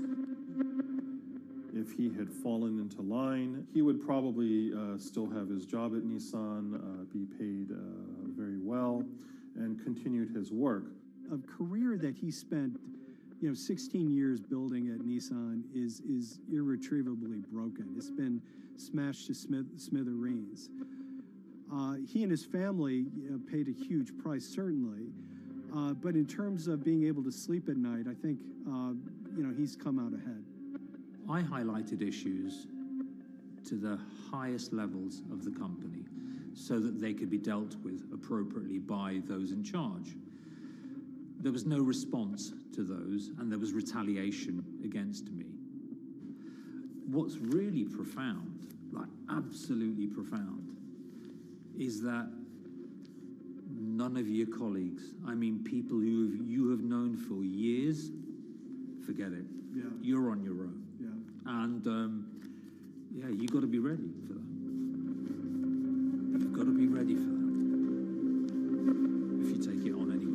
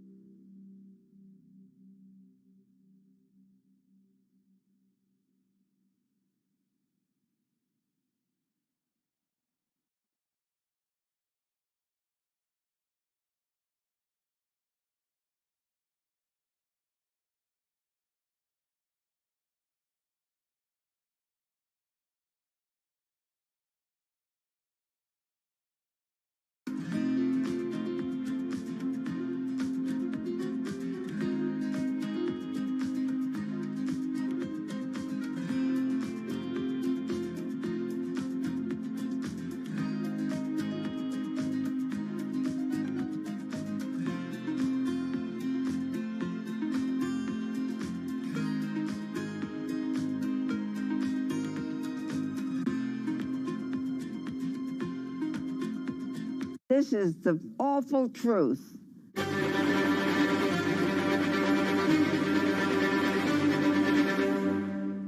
There's always someone in the family that's pushing it.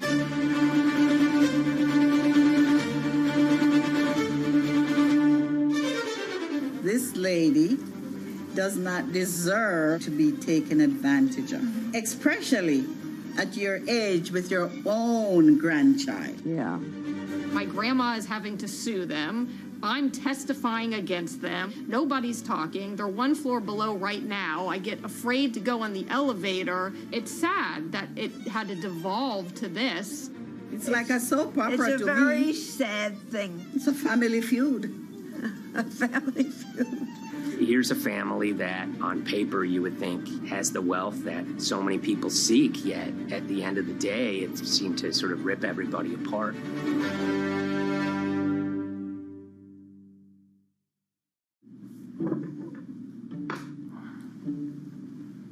My name's Tom Schoenberg. I'm a senior reporter here at Bloomberg News, cover financial enforcement. I was approached by someone close to the Schottenstein family and asked whether or not I would be interested in writing about Beverly Schottenstein and this case that she had against J.P. Morgan. And it was immediately clear that there was a great story here to be told. So I started just, assembling all sorts of documents that the family made available to me. That included a diary that Beverly had begun writing when she started having suspicions about what was actually going on with her money. Beverly obtained her wealth from the Schottenstein kind of retail empire that has at times included Big Lots, Value City, American Eagle Outfitters, DSW Shoes. Beverly's husband died, and at which point they sold off their portion of the company, bringing them an enormous amount of wealth at around 1990. Estimates of her wealth were around $90 million. She, for many years, had that pool of money being managed by outside advisors. Her grandsons in the late 2000s had both graduated and were becoming financial advisors. She gave them a little bit to work with, and over time, her grandson, Evan, became the trustee of her entire estate. Managing sort of family money is not a conflict. In fact, some ways in wealth management, it's kind of how you get your start. It's kind of the seed that you need to sort of get going in the business. But Beverly started having suspicions that something was wrong probably in around 2016. Well, there were suspicious things, but taken separately without everyone talking about their own experiences, it was hard to really put it together. She had written a check to her caretaker, Dawn, that bounced. So she went down to her local Chase branch to sort of find out what was going on. She wasn't getting paper statements in the mail, so she asked them to print out a number of her statements having to do with her checking account and her credit card account. So we went to the bank and asked for the statements. And she got a whole year and going through all of them, page by page by page. And it was there she saw all sorts of charges that she said she didn't authorize or didn't know about. I was becoming very, very suspicious.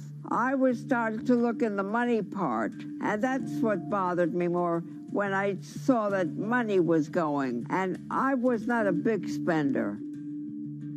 Around the same time, Dawn, she starts noticing Beverly's son, who lived in the condominium below her, came up with Evan with a shredder and started grabbing papers in her office area, including some with J.P. Morgan letterhead, and just started sitting at the kitchen table, just shredding documents over and over. Yeah, they came in one morning. They used to do it in the back. Through the back door, and they brought the shredder inside.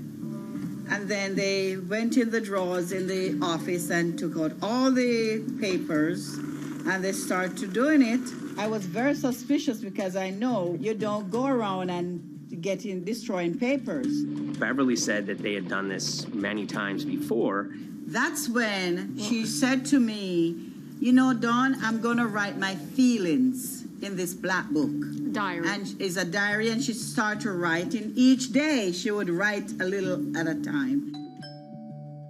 Around the holidays of 2018, a package had arrived, a FedEx package, and in it were materials about a venture capital fund based out of the Cayman Islands. Dawn and some other family members take a look at this, and they see that Beverly is signed up for this fund to the tune of $5 million over the course of several years. And that was really the beginning of it. That was sort of the tip of the iceberg when it became obvious that something was going on, that my grandmother really wasn't aware of this fund. Beverly started to panic. She got really upset and called, J.P. Morgan's headquarters in New York and asked for Jamie Dimon. She said she was told someone would call her back, but she says that never happened. She wrote a letter to Evan and Avi, and in there she laid out a number of things that were concerning her: unauthorized trading, the checking account. She had about $1 million worth of jewelry in a safe deposit box, and that her son Bobby had the key to that box, and that jewelry had gone missing. All this was kind of packaged in this, 5-page handwritten amendment to a will and trust.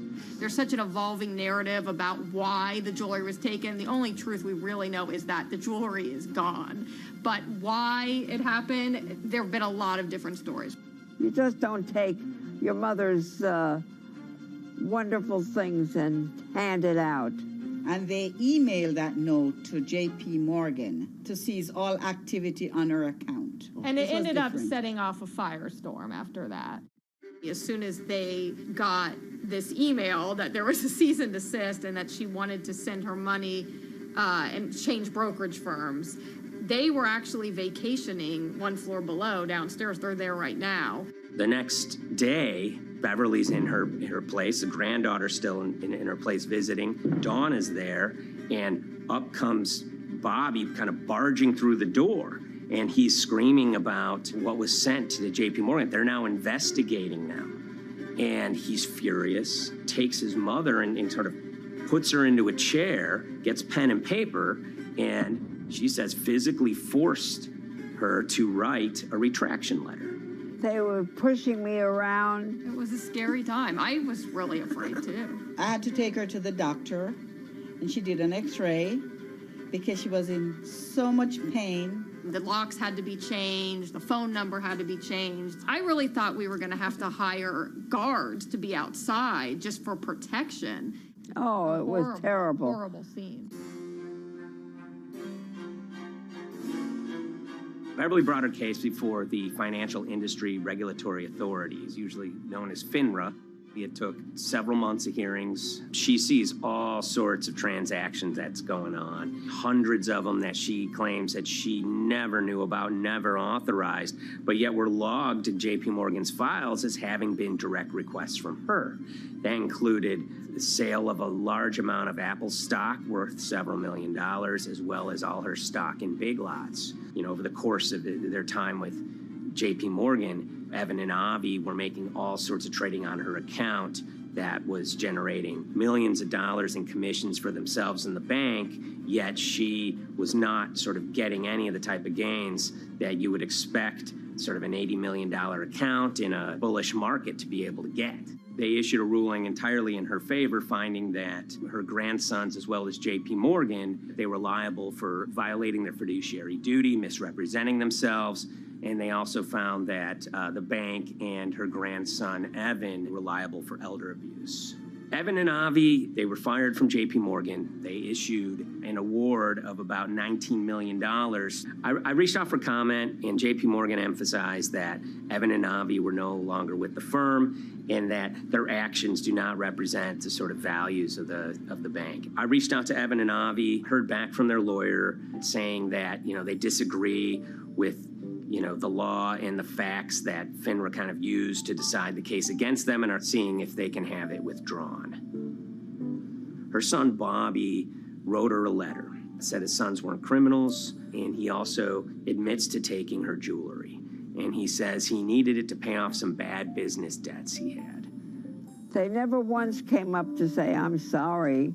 If there had been an apology and some acceptance, and asking for forgiveness from my grandmother, I don't think we'd be in the position that we are now. Since the piece came out, we've received dozens of messages from people, many of whom are telling their own sort of personal tales of, kind of financial advisors gone bad, or family members who got control of an estate and abused, those within.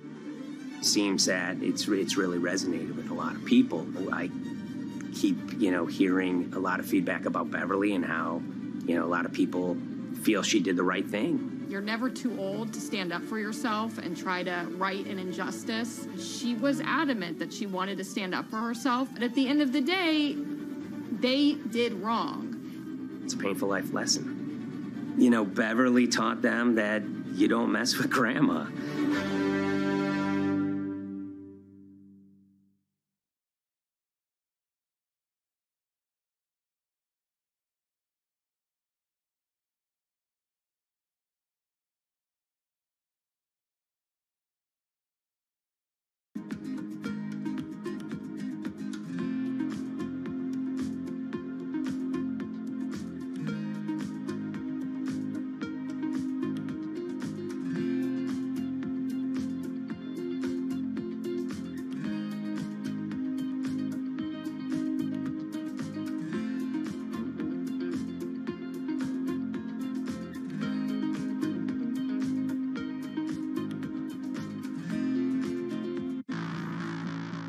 On April 20th, oil markets did something they never had before, and they crashed, went into negative territory, and closed the day at minus $40. Meanwhile, in a place called Thaden Boyce in Essex, a group of 9 traders, led by a guy called Cuddles, made $660 million over the course of a couple of hours. The price of oil has collapsed to a record low. We've never really seen anything like it. WTI this morning down more than 35%. People maybe wouldn't have been so surprised if the oil price had fallen to zero, but the oil price went to minus 38. It went far lower than anyone had expected. And so lots of people in the market were saying, well, hang on, something else is going on here. A couple of months later, I started to get wind through a kind of network of sources that a tiny firm in the outskirts of London had made a huge amount of money that day and potentially had some part to play in what happened.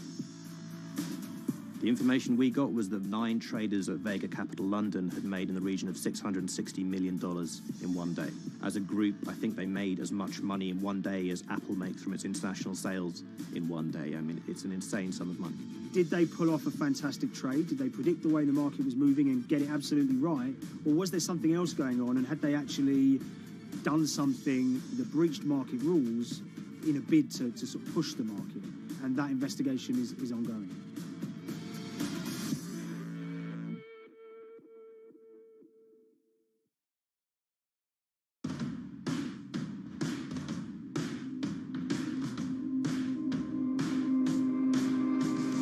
So Paul Commins is a trader who cut his teeth in the pits in the 80s and 90s. When everyone had a nickname, his was Cuddles.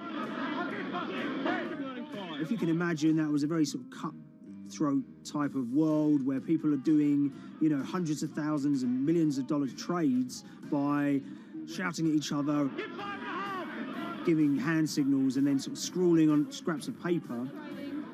The culture of the trading pits in London was very influenced by the working class guys who became traders there. They weren't like the city bankers that had gone before them. They weren't usually Oxford or Cambridge.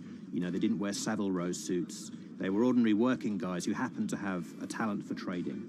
And a lot of them came from Essex. I think it was 400 traders in the pits, and Cuddles in his oil and gas pit was described to us as amongst the top 3. In amongst that, was very successful and made very large amounts of money as a young man. But inevitably, mechanization and the arrival of electronic markets was the kind of death knell for the pits. And in 2005, the IPE closed down. And when the pits shut down, a lot of the traders who worked there lost their jobs or quit or went to work for financial institutions. But Paul Commins decided to start his own trading collective out in Essex. Some of them are ex-pit guys, cut from the same cloth as him. Lots of them are actually sort of in their 20s, and they're his, drinking buddy's son, or they're his own kids' friends from football. They're young lads, hungry and ambitious, and he brings them into the fold. And fairly shortly, he's got, maybe a dozen or so traders that they're independent, let's be clear, but they're all part of this collective.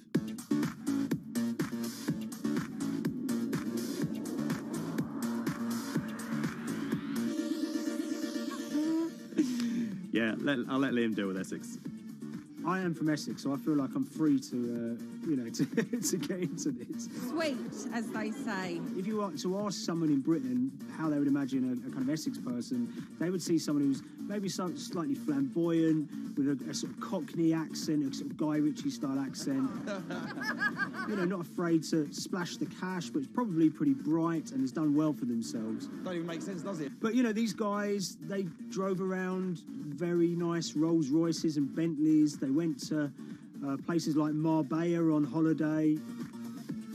Faden Boyce is a very wealthy place. You have to have considerable income to be able to afford to live in that village. It's a really nice place to live, and it's 20 minutes tube ride away from the city.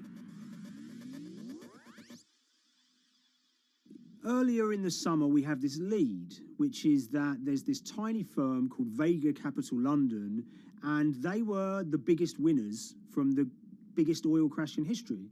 You know, anyone that covers markets is going to be surprised about that. You know, you're thinking your BPs of the world or your Glencores, but there's this tiny firm. And one of the big challenges that we had was actually finding out who worked with Vega Capital. It wasn't immediately obvious, and at first we had absolutely no idea. If you go to the Vega Capital website, it says it's under construction. If you do basic online searching, it's very difficult to find anyone who's publicly connected to the company. So inevitably, we're incredibly curious at this point. Like, who the hell are these people? The more reporting we did, the more it became clear that this group were connected socially as well as professionally. They went to weddings together, they played golf together, they would go on holiday together. We found out that a number of them were members of the West Ham Supporters Club in London. A few of them started companies together, so you could see all the connections between them and start to see a distinct group emerging. And it really just was this kind of shock that, you know, this wasn't just like a hedge fund or a firm you'd never heard of. This was actually a group of buddies who all had the same experience on this day and had all made a huge amount of money. So if you're an oil trader, there's a number of different ways you can trade, and probably the most popular is WTI futures contracts. And it's basically a contract that says, I'm going to buy 1,000 barrels of oil from you at this point in the future, or I'm going to sell 1,000 barrels of oil to you at this point in the future. It's actually just a financial contract to gamble on to predict whether oil is going to go up or down. On the 20th of April in Essex, there had been signals for a while that this was going to be an exceptional day in oil markets. And we know that some of them arose early and started their trading in the early hours of the morning while it was still dark outside. Essentially what they were doing is buying contracts that gave them an obligation to buy oil at whatever the price ended up at 2:30 p.m. So they're basically placing a bet that oil was going to fall throughout the day. But they're simultaneously selling lots of oil as well. And whether they make a profit and how much profit they make is the difference between what they buy the oil for and what they sell the oil for. Now, of course, we now know throughout April 20th, the price dropped and dropped. So this is going very well for them. You know, they are committed to selling oil at these prices, and the prices are continuing to fall, which means they're going to be able to offset it and buy oil at cheaper at the end of the day. Now, once it gets to kind of 1:30, 2 p.m., that's when things start to get really interesting. Suddenly there's a kind of influx of buyers and sellers, you know, as sort of desperation increases in the market and trading volumes go up. Now at 2:08 p.m. exactly, something bizarre and unprecedented happened, which is that oil passes into negative territory. And it fell to a record level of minus $38. We've never seen anything like it, period, in terms of the contraction of the global economy. That huge gulf between what they were buying the oil for and what they were selling it for enabled them to make more money than they ever thought possible. So their profit was the difference between minus 37 and all of these positive numbers on every contract they sold. The price of crude briefly hit minus $37 a barrel. For one group of traders operating from a small office, it was a very, very profitable day. It's important to remember this had never happened before in the history of oil trading. No one could have predicted it. I can't think of another example of where you enter a trade and you get paid on both sides. You get paid both to sell and to buy. It's unthinkable. One thing we know about the Cuddles Trading Arcade is that they were very comfortable taking large risks. And, you have to be clear, this was a large risk. Yeah, we spoke to oil traders, both people that know these guys and people that don't, and they all say that this is, incredibly risky. And that's actually what stops a lot of oil traders doing trading like this. They simply aren't willing to stomach the risk. But Cuddles and his friends were. So when the kind of final calculations came down, the group of the 9 most profitable traders made $660 million or thereabouts between them. I mean, if you can imagine, I think 3 or 4 of them made in excess of 100 million each. One of the astonishing things about this trade is that 2 of the individuals who made more than $100 million in a single day were in their 20s. One of them was 22 years old.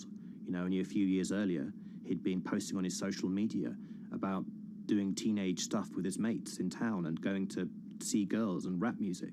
And here he is a few years later making $100 million in a single day's trading. When me and Liam discovered that, we couldn't believe it. We couldn't believe what we were seeing.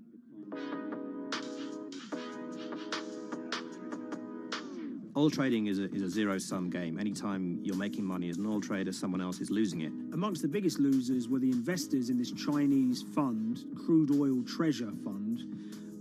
There were thousands of them, and they lost everything. Lots of people had put their savings into oil funds. They lost money that day. Big banks and brokers who sort of stand in the middle of trading parties, they lost money that day. And another interesting thing is that oil-producing countries like Kuwait or Canada, they sell oil as an average of the WTI closing price over the preceding month. So the fact that one of those numbers in that average was minus 37 meant, if you can imagine, countries like Saudi Arabia and Kuwait potentially lost a couple of dollars on every single barrel of oil they sold that month. Vega Capital's traders made such an extraordinary sum of money that it was inevitable there would be some scrutiny of what they did. But it wasn't just the sums of money they made. In the vital half an hour before the settlement price was set, they were by far the biggest sellers of oil futures in the market, which is an incredible thing to think about when you consider that the other participants in that oil market are going to be the world's biggest banks, you know, oil majors, BP and Shell, and here you have a group of 9 guys in Essex who are having this significant influence over a global market for oil. I mean, I think you have to assume that if these guys had made $7 million or $10 million, they probably would be celebrating in Essex right now. But the fact that they made closer to 700 million has meant that they are facing understandable scrutiny. We wrote individually to all the Vega traders who did exceptionally well that day, and we got a letter in response from a law firm representing the group. The law firm was at pains to point out, number one, that they haven't been accused of any wrongdoing, that they all traded independently and separately, and they'd basically all made up their own minds that this was what was going to happen in oil markets based on publicly available knowledge, and decided to execute this trade. What I love about these stories is there's a real variance of opinion, and some people will look at what happened and think that must be dodgy. They all traded at the end of the day. They all made a huge amount of money while all these people lost. That's shocking. But lots of people say these guys are at acute disadvantage. They're in a market that's inhabited by, you know, huge technology-driven funds and firms and oil giants that have got all the advantages in the world, and when you get a bunch of Essex geezers who essentially beat the market and find a way to make a huge amount of money, they should get a pat on the back, really, because that's the dream. Since this happened, a lot of the guys have stopped trading the monthly settlements that they'd done so well at in the past. Several of them have set up new companies. They've essentially gone very quiet. You know, any kind of social media presence they had has kind of closed down. By all accounts, they're, you know, waiting this out. It's certainly too early to try and predict how the regulatory investigations are going to pan out. You know, we just don't know.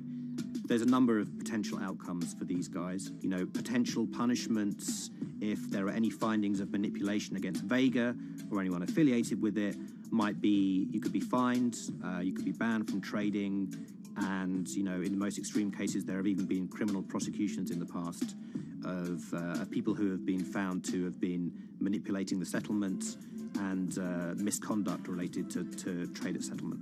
There are other outcomes too. You know, one obvious one is going to be that they're able to walk away from this life-changing trade with all the money that they made and celebrated as heroes in the trading community. That, you know, they'll go down as legends.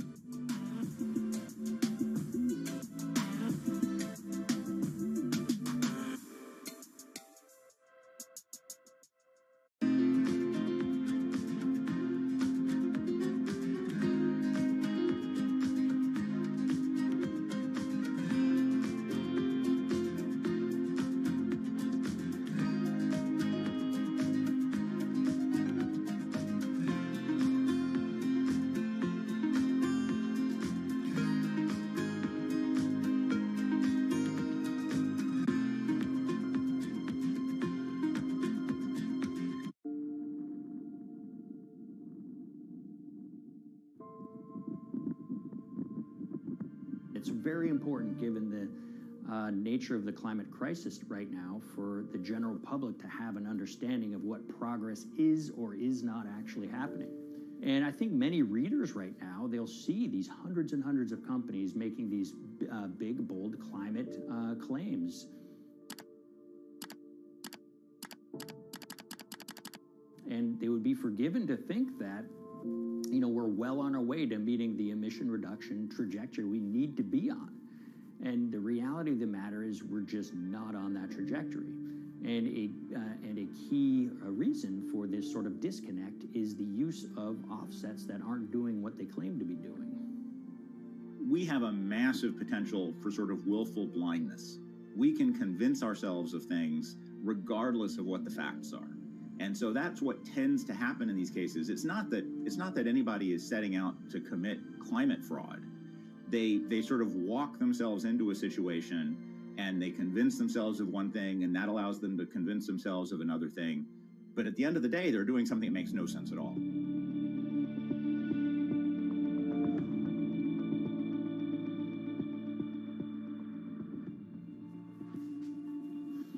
My name is Ben Elgin. I wrote the story about how the billion-dollar market for carbon offsets is setting back the fight against climate change.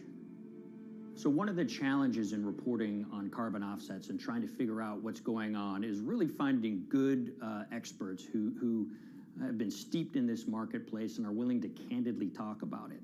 One of the best people for this is a fellow named Mark Trexler, and I've been talking to him for more than a decade. My name is Mark Trexler. I've worked in climate change for the last 30 years. I was actually hired by the World Resources Institute in Washington to work on the first carbon offset project in 1988. In terms of defining a carbon offset, one of the beauties, so to speak, of greenhouse gases, sort of the silver lining of greenhouse gases, when you put up a molecule of CO2 into the atmosphere, it can be anywhere in the planet in 7 days.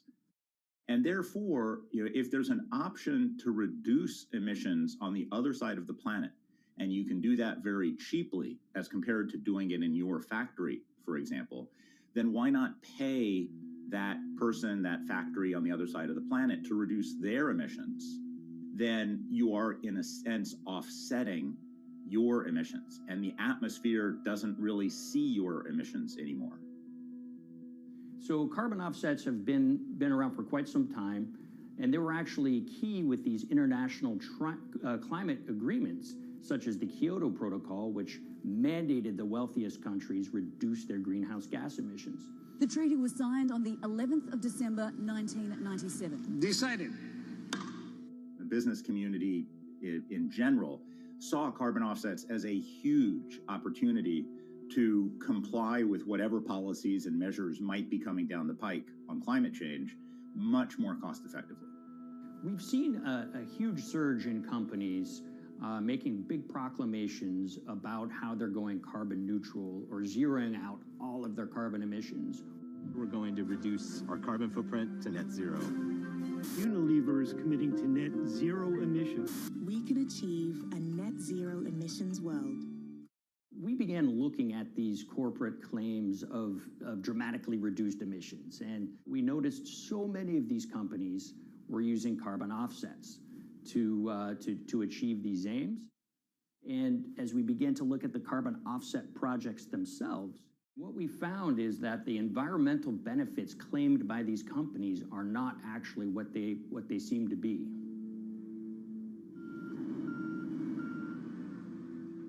And as we sort of saw and spotted a number of these very aggressive carbon offset projects, which appeared to be generating inflated credits or bogus credits, we saw a number of them were associated with the Nature Conservancy.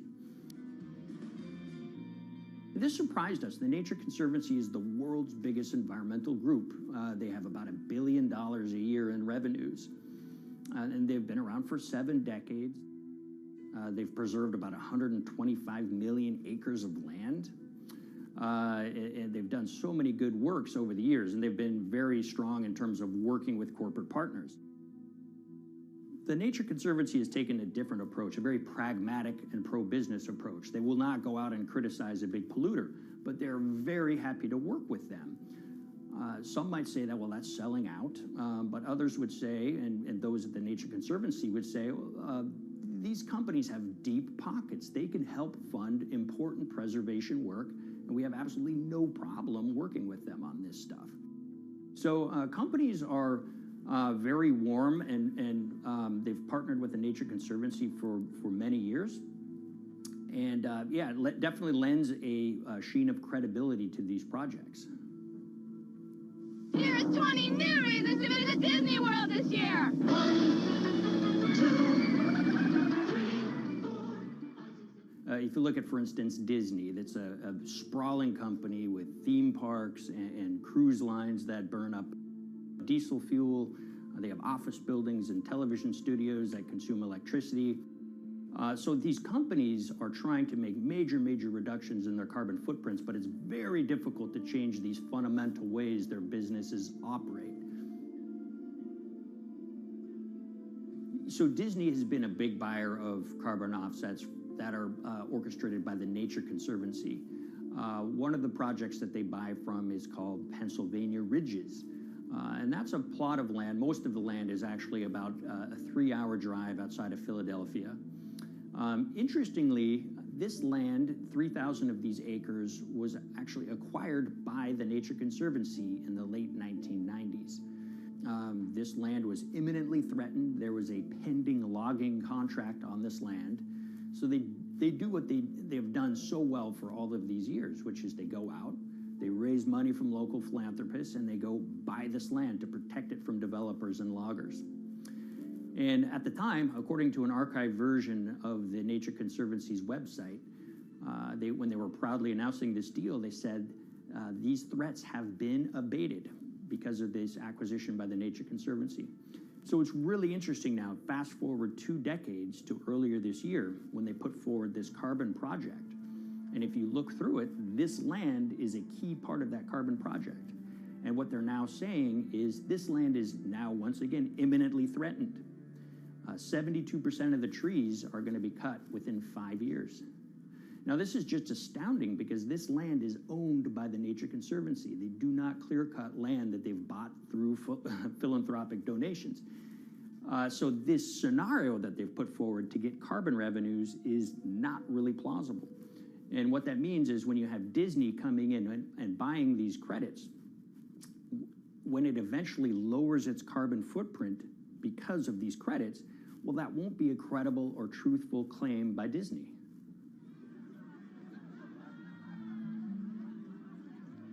So this is an organization that truly understands the threat of the issue of climate change and is wanting to do its part to address this. However, in this situation, it just appears their drive, which they've had for decades, to increase the amount of revenues that it can use for land preservation work. Nature Conservancy and many others see that the carbon credits as a pot of money that they can tap into to further their own benevolent aims. But unfortunately, what this has resulted in is claims of climate progress that just aren't really happening. So the Nature Conservancy defends vigorously these deals, and they and others will say, look, our projects are just following the rules that these registries set up. So some would also put some of the blame on the registries themselves because they're setting up the rules which allow these vapid projects to get up and sold. So we've reached out to all of the companies we mentioned in this story, including Disney. They didn't want to be interviewed for this story, but they all told us that, look, we have to rely on the experts out there, and those experts, they say, are these carbon registries that have been set up. Most of these Nature Conservancy deals are set up and sold on this exchange. It's called the American Carbon Registry. Now, it's the oldest of these registries that allow voluntary carbon credits to be sold. They've been around since 1996. What these offset registries do is they set up rules, and any carbon offset project has to follow those rules. But there's this tension that's always there. If the rules are too strict, then it's going to be very hard for carbon offset projects to get up and running. So there's this this balance going on where the registries want rules that attract projects, but they don't want it to be so strict where it will disincentivize projects from getting listed. One of the challenges with designing carbon offset systems is that there are normally two people at the table. You have buyers and you have sellers. And to some extent, you have policymakers, but you know, the buyers and the sellers are really the ones with the expertise, with the incentive to really participate hard, make a lot of things happen. And the challenge there is that both of them sort of want the same thing, or they're both happy with the same thing. They're happy with low-cost offsets and a lot of them, because that works for their business model. You end up, though, with nobody really representing the atmosphere, so to speak. Nobody's really representing the climate in those discussions. And so the policies end up biasing the whole system. And you end up in sort of a race to the bottom. And that's what we've seen happen. You know, when it comes specifically to the topic of carbon offsets, you know, I am a fan of carbon offsets in the sense that they can help mitigate climate change. They absolutely can. But, you know, if we're not going to do it correctly in a way that actually does help mitigate climate change, then it's nothing but a distraction. And, you know, after 30 years, you have to start wondering, is it really just a distraction? And that's really unfortunate, but that's where we are. Ultimately, what needs to happen is systemic change. You know, we're sort of nibbling around the edges with some of these different things.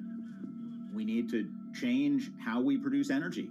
We need to change how we transport ourselves. We need to change what and how we eat. You know, we need systemic change associated with transitioning to a low carbon economy.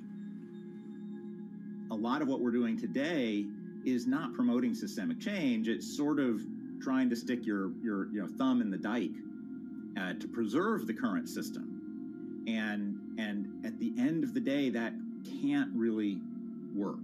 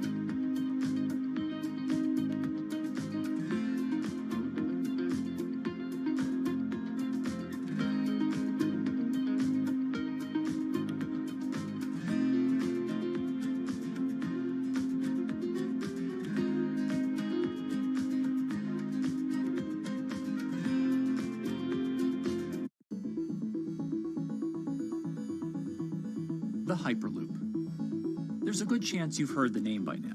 This is the Hyperloop system. It can take people hundreds of miles in minutes.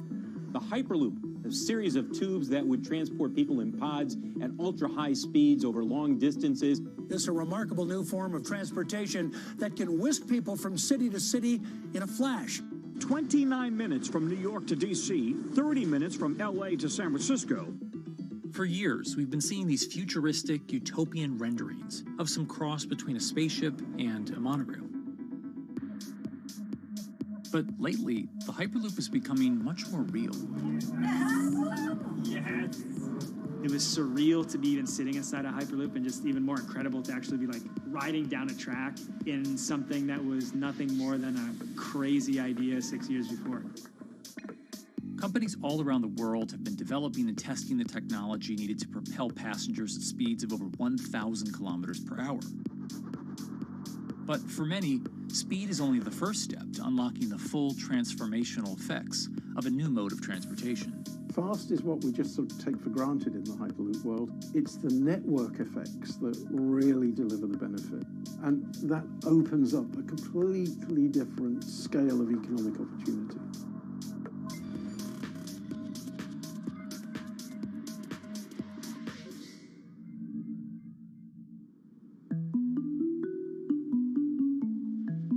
We've got planes, trains, automobiles, and boats for getting around Earth. But what if there was a fifth mode? And I have a name for it, which is called the Hyperloop. The Hyperloop? Hyperloop, yeah. In 2013, while riding high on the growing success of Tesla and SpaceX, entrepreneur Elon Musk released a white paper outlining the basic framework of the technology he called Hyperloop. The basic idea goes a little something like this. A tube reduces the air pressure to a near vacuum-like environment. A Hyperloop pod is then suspended in the tube, usually by magnetic levitation. The whole pod can then be propelled forward. Because there's no traditional friction sources like air resistance or rolling friction that would push back against the pod, the Hyperloop is able to move at incredibly high speeds and do so fairly efficiently. Despite its futuristic name, however, the general concept behind Hyperloop is actually pretty old. In fact, New York City's first attempt at an underground public transit system in the 1870s was based on a similar principle. The pneumatic transit system was short-lived, however, only stretching one block and topping out at a rather leisurely 10 miles per hour. While Elon would make some 21st century improvements to this concept and bestow a very 21st century name, he wouldn't end up pursuing the technology itself, instead electing to focus his efforts on something a little bit deeper, literally digging the requisite tunnels via his boring company. It would take another billionaire industrialist who dabbles in spaceflight. No, wait, not that one. Yeah, that's the one. After Richard Branson would make a large investment in the company Hyperloop One, it would be renamed to Virgin Hyperloop. What we've always been trying to do as a company is show that this technology could work, that it could be made safe, and that ultimately it's something that's happening in the next couple of years, not the next 20 years. Josh Geigel is the co-founder and CEO of Virgin Hyperloop. In a familiar tech startup story, he's seen the project go from a garage to a large-scale testing facility outside of Las Vegas. So we started building the first kind of Hyperloop system in 2016. We've done a lot of work, about 500 tests that we've done on that over the last 5 years. And what we realized that we need to do is take that technology, show that it can be commercial, so drive the cost down, improve the efficiency, improve the performance. But the key thing is actually making it approachable and safe for individuals. In order to do that, Josh, along with Virgin's head of passenger experience, Sarah Lucian, bravely volunteered to take the inaugural ride. What her and I were realizing is we're the first two people sitting in a Hyperloop. The only type of people that have gone through this environment are in spacesuits, and there we are in just normal clothes because of the system, the safety of what we've designed. 3, 2, 1, launch. And then once we started going, you felt a bit of acceleration. We accelerated a little bit harder than we would in commercial. It'd be like a sports car. Yes. We got to about 108 miles an hour on that test. And it's a short run. It's about 500 yards or so, and came to a stop.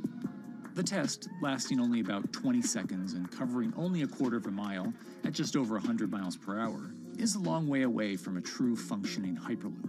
But as for optics, it's a crucial step for the future of funding. The number one question we got from investors or from project proponents or just people in general was is a Hyperloop safe? And what better way to show something is safe than by actually getting people on it? But convincing investors and governments that would likely be fronting some of the construction costs for an unproven technology is no easy task. First and foremost is the question of safety. Most people don't know how an airplane works, but yet they get on an airplane. They get on an airplane because, it's faster than driving.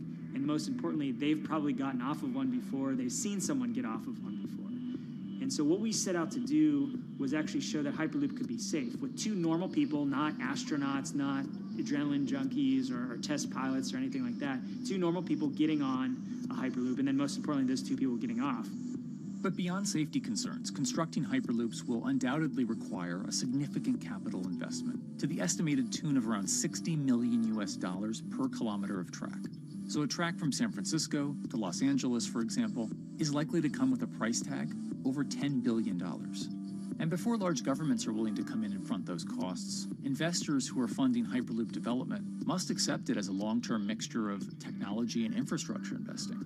Investors that are used to short returns because you're developing apps or something to that effect, those aren't the investors that really get excited about Hyperloop. What you start to see is the people that are looking at platform technologies, right? So this idea that because the smartphone existed, Uber could exist, right? So who are like the Vanderbilts of this century? And that's the part where you're going to get a lot more no's than yeses. But there's people that have the ability, the fortitude to stick it out, to see the game-changing platform here. Those are the people that we're looking for.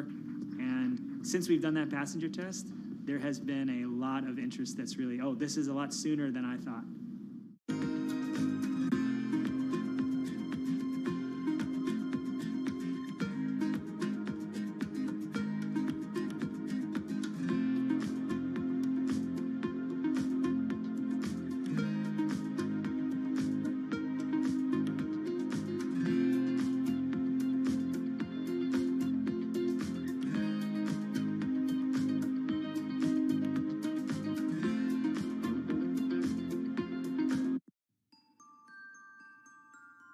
Envisioning the ripple effects of what Hyperloop could achieve, though, is fairly challenging at this stage of development. It's fast, yes, but for point-to-point travel, traditional maglev trains can move pretty fast as well. And outside of China, South Korea, and Japan, even those haven't seen much adoption elsewhere due to the high costs and questionable profitability. The Shanghai line in China, for example, loses around $100 million every year. Hyperloop companies, however, believe they can offer something different than traditional railway lines. My name's Alan James, and as far as I know, I'm the only guy on the planet who's written a government-level business case for 300 kmh conventional high-speed rail, 500 kmh maglev, and 1,000 kmh Hyperloop. It's fundamentally about moving people from where they are to where they want to go, when they want to make those journeys, and doing it in much smaller numbers. So pod designs for Hyperloop range from 12 to 28 seats, typically. Why are they small? It's because small enables the network to operate flexibly. And a great example of that is the east-west strategic route across the north of England, from Liverpool to Manchester to Leeds. So to get from Liverpool via Manchester to Leeds by train is just short of 2 hours today. It'll probably take you 2 hours driving as well in average traffic conditions. Net result is those three city regions remain three separate entities: Liverpool, Manchester, Leeds. There's very little commuting traffic between those urban areas. Hyperloop absolutely changes that from the ground up. Liverpool to Manchester is a 5 or 6 minute journey. Manchester to Leeds is also a 5 or 6 minute journey. What that effectively does is create a single super city economy. In this vision, the Hyperloop acts a little more like a highway, where pods have fixed destinations and don't need to stop along the way. Meaning you can travel on a Hyperloop network from, say, Liverpool to Leeds, while the pod behind you travels from Liverpool to Manchester. And if that metro Hyperloop network is connected to other networks from the same location, you could travel from Liverpool to Paris or Liverpool to Amsterdam, all without making a single stop. For passengers, for business, for leisure, that is utterly transformational. For high-value freight and logistics, it's equally transformational. But critically, if you do a Hyperloop network at scale, you begin to deliver massively significant carbon savings too. A multi-regional Hyperloop network could become a replacement for both short-haul passenger and cargo flights and traditional ground transportation, both of which are significant carbon producers. One Hyperloop-connected distribution hub, perhaps at an airport that is predominantly used for international air freight, replacing maybe 10, 12, 15 distributed road hubs. It takes a lot of polluting and inefficient truck haulage off the roads. That itself means roads gain extra capacity. Hyperloops will still need to use electricity to both move pods and maintain the near-vacuum environment in the tube.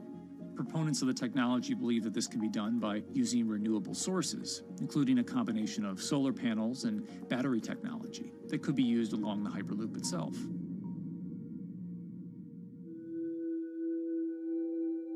But even with all multipliers of time and carbon emission savings that a Hyperloop network may provide, the investment capital required to actually build such a network becomes even more economically and politically daunting.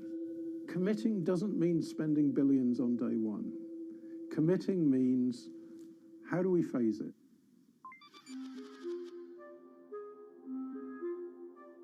One company in the Netherlands is working to develop that technology, and perhaps more importantly, the international coalition needed to make the Hyperloop network a reality.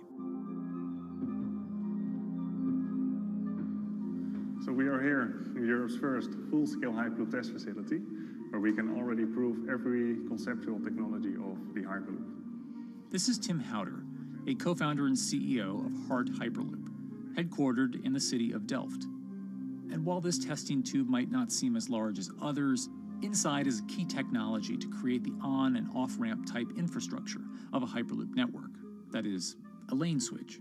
That's something we can already test here. You can actually see it here, that a track is diverging from one track into two. That makes it possible to eventually split up the Hyperloop track in two sections. And in that sense, you can create a complete Hyperloop network that in the end will make it possible to travel, for example, over a whole continent. Take Europe, for example, with the same ease as you can now travel with a metro in a city. The nice thing about this magnetic levitation system that we've developed is that there's absolutely zero moving components in the track. So for example, if you have to do a lane switch, all you do is that the tube basically splits up, and statically the tracks also split up. And whenever the vehicle enters a switch, it either pulls itself to the right with its magnets, or it pulls itself to the left with its magnets.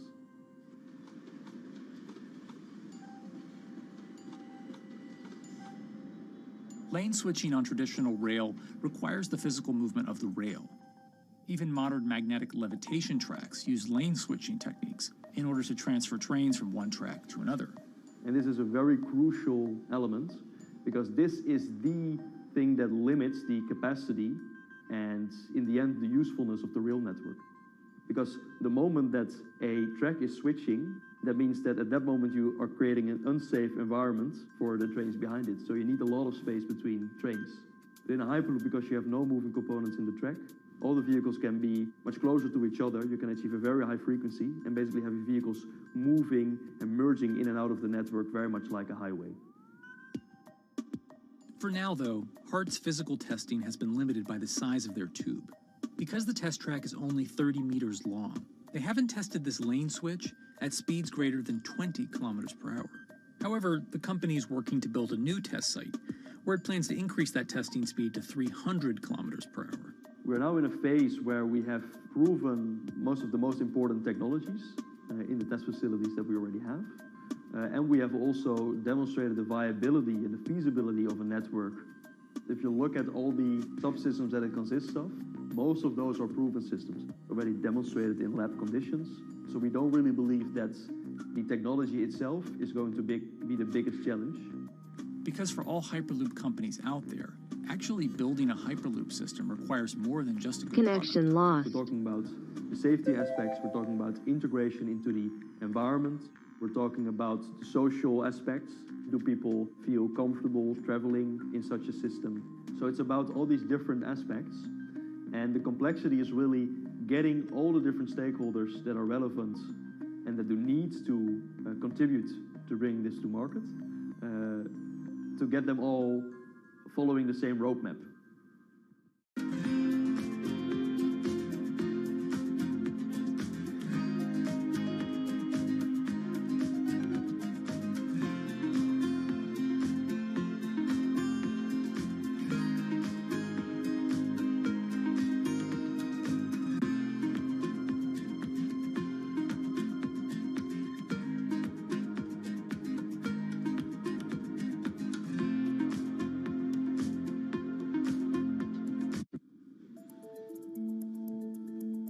order to help build this coalition of private and public interest in Hyperloop development, HART in 2018 partnered with other Hyperloop companies from Europe and Canada.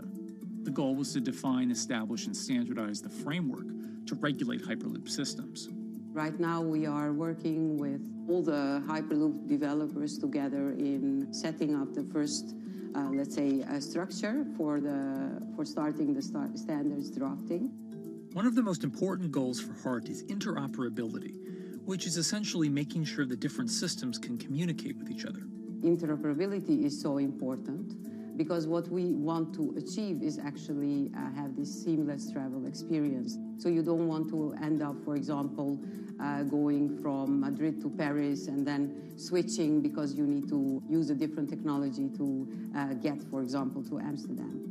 The idea being that as companies around Europe create the first commercial Hyperloop tracks between individual cities, one day those can all be connected to a larger network.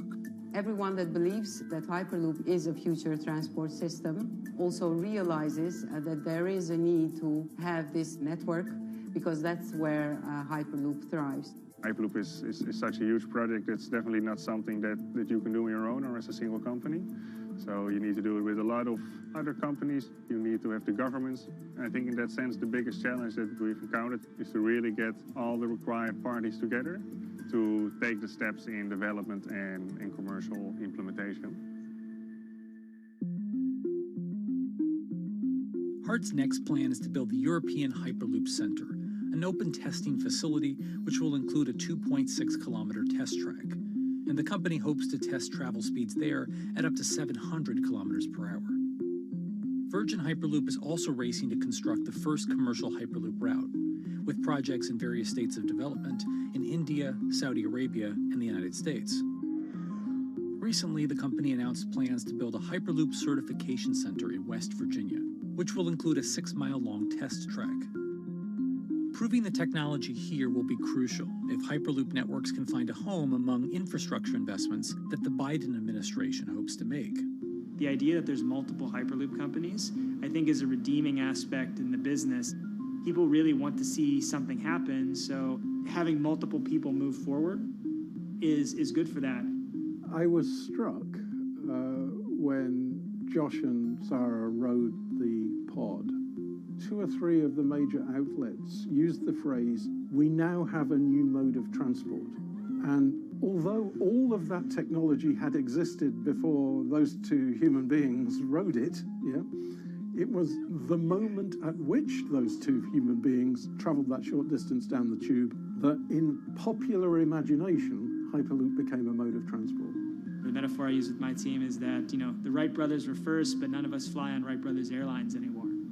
If you don't continue to innovate, you're not going to be around, and so we'll continue to be at the forefront of building Hyperloop. Back in 2013, Elon had an idea. I think the difference now in 2021 is some brilliant engineers have spent real time grinding out the details. And I thoroughly expect the next 3 to 5 years to be decisive.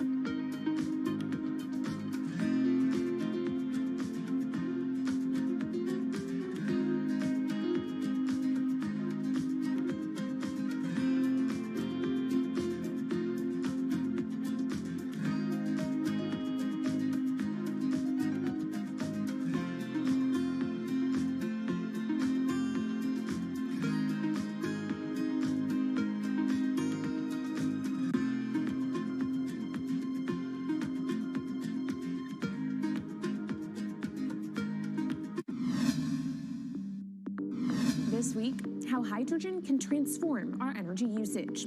We'll look at why the universe's most abundant element could be a game changer in the climate revolution. Hydrogen technologies are not new. They are used in other sectors. We use them in space, on our rockets, and we don't need the laws of physics to change to be able to use hydrogen on our planes.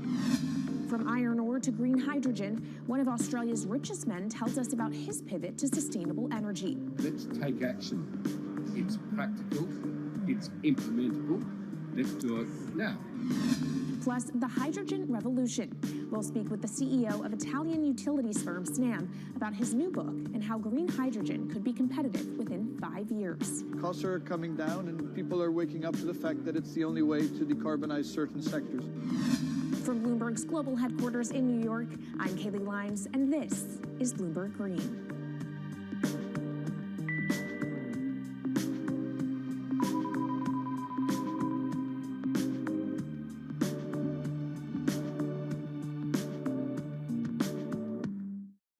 It's a new year, so here at Bloomberg Green, we're highlighting new solutions in the fight against climate change.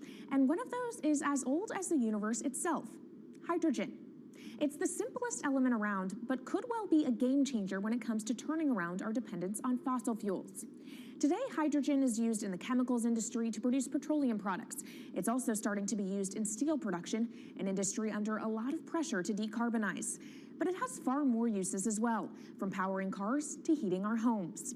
And Bloomberg New Energy Finance sees a seismic shift in the sector in the next 10 years as green hydrogen squeezes out dirtier alternatives. So-called gray hydrogen dominates today.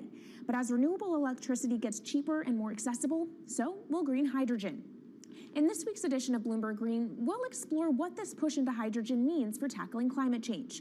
We'll hear from Australian billionaire Twiggy Forrest about his pivot from iron ore to hydrogen, and we'll also speak with the CEO of Italian utility company Snam about his book, The Hydrogen Revolution.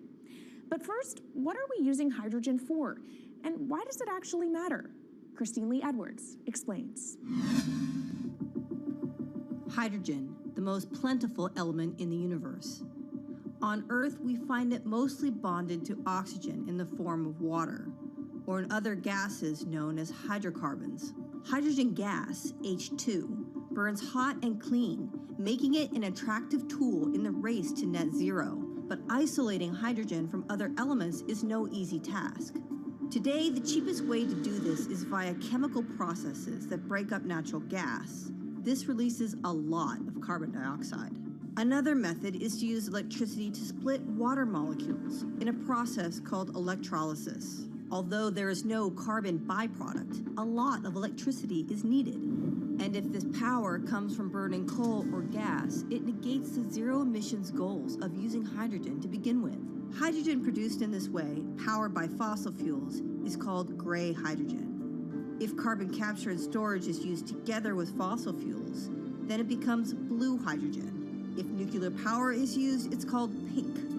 And finally, green hydrogen is when it's produced via electrolysis and powered from renewable sources. This method is considered emissions-free.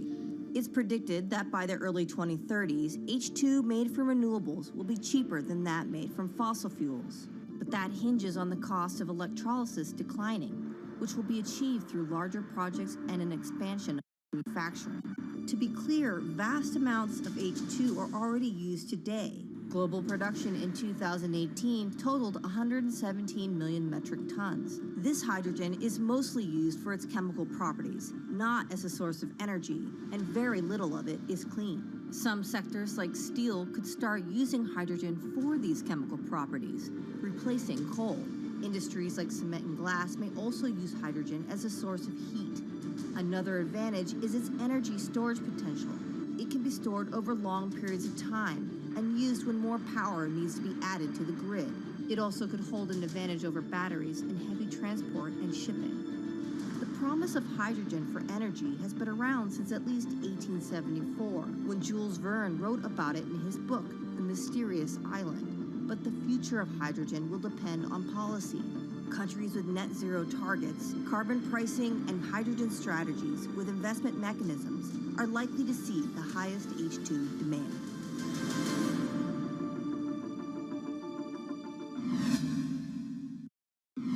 That was Bloomberg's Christine Lee Edwards explaining what hydrogen means for the energy transition. But how are businesses approaching the sector? Well, one of Australia's richest men is making a big play into hydrogen. Andrew Forrest, better known as Twiggy, made his fortune from iron ore, being the chairman, former CEO, and major shareholder in Fortescue Metals, one of the world's biggest miners. But after having made over $10 billion in profit from the metal in the last fiscal year, Twiggy wants to transform Fortescue into a clean energy company. He's been scouring the planet in search of investment opportunities in hydrogen and renewables.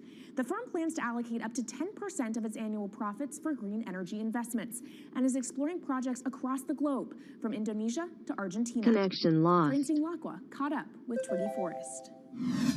There's only one type of clean hydrogen, all the rest is dirty. Yeah. That is green. If you just say green hydrogen is clean, the rest is dirty, then you've actually nailed it. And, you know, anyone else who produces any other rubbish, any other argument, just look them there and say, why is global warming accelerating if anything you're saying is true? And then you'll know, actually, it's greenwashing.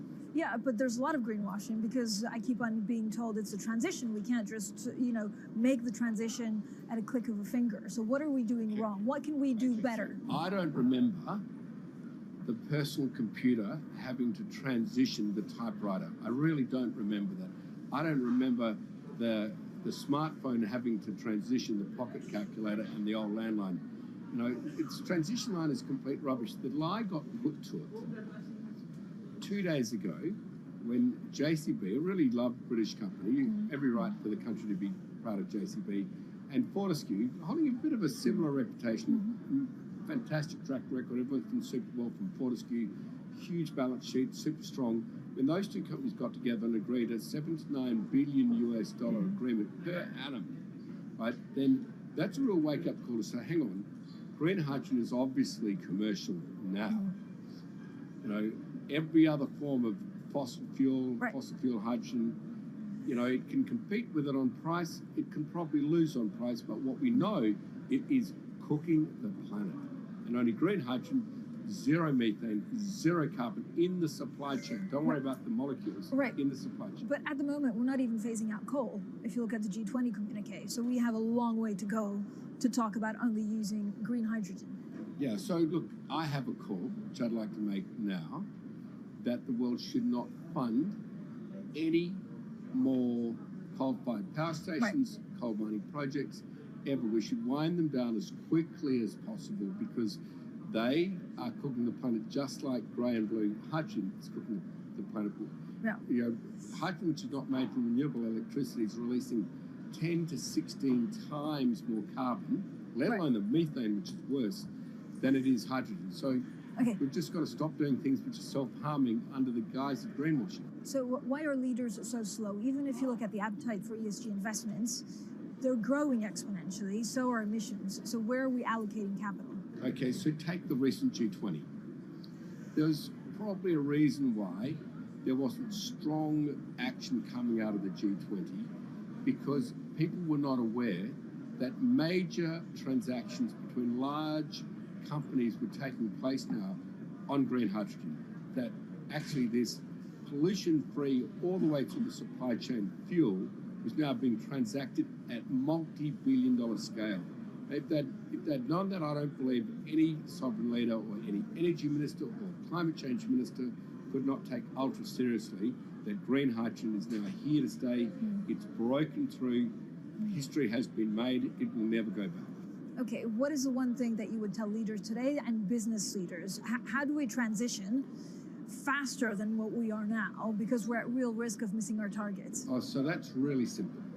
You stop funding, you stop subsidizing, you stop using money into fossil fuels. It could be carbon sequestration, it could be fuel rebates, could be anything. Hundreds of billions of dollars getting ashed while we ash the planet on fossil fuel subsidies. Because we haven't had that renewable electricity, we haven't had that green hydrogen, we've kind of been pushed down. It's all sorts of excuses. Oh, it'll never be commercial. It'll never be supplied in the quantities we need it. You know, blah, blah, blah. Now we know, let's take action. It's practical. It's implementable. Let's do it now. okay, if we do it now, is there going to be a shock to the energy system? Is there going to be a shock actually to economically? And is it worth, not talking about transition, just going from A to B? Yeah, it's a fantastic question. A to B is the solution. Let fossil fuels do what fossil fuels do. Just burn their coal, burn their oil, burn the gas. At least they're pumping up carbon and methane into the atmosphere, honestly. Well, not that honest, because they don't measure methane, which is 90 times worse than carbon. But at least the carbon is being done honestly. Encourage the green hydrogen sector to come in really fast. Okay, it's there. There's renewable power all over the world. We now know how to make electrolyzers much cheaper, like 25% of the original cost. We know how to do that now. We don't have an excuse to get into it. Does it need to be cheaper than oil and fossil fuel for it to be viable worldwide? Well, right now it is. Okay, so let's just swallow that bit of financial data. Right now it is cheaper, and it's getting more cheap. It's the only fuel Mr. Forster, which is declining in value. You don't have enough of it, right, to power the world. Yes, that's only because we haven't had policies to support it. If we had policies to support it 5-10 years ago, it would be everywhere. You'd see the global warming budget start to come down. Yeah. Now, we've got 5 or 10 years to make a huge difference. I need policy leaders all over the world to appreciate now, okay, big business is transacting with green hydrogen in multi-billion-dollar agreements. We now know it's here and it's here to stay. Let's spread it everywhere. Coming up on the program, the hydrogen revolution. We'll speak with the CEO of Italian utility firm Snam about his new book and why he thinks green hydrogen will be competitive in just 5 years. Plus, how are airlines working to become more sustainable? We'll look at how Airbus plans to step up in the climate fight. This is Bloomberg Green.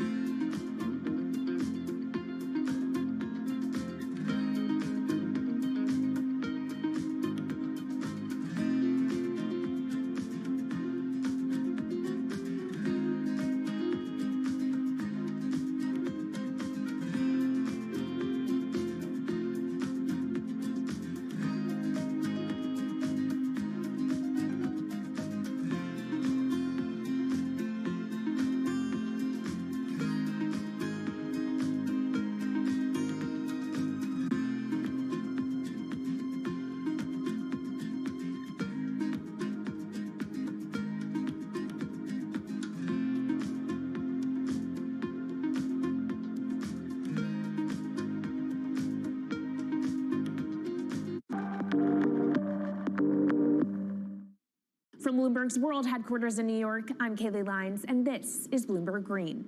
What will the world look like in 2050?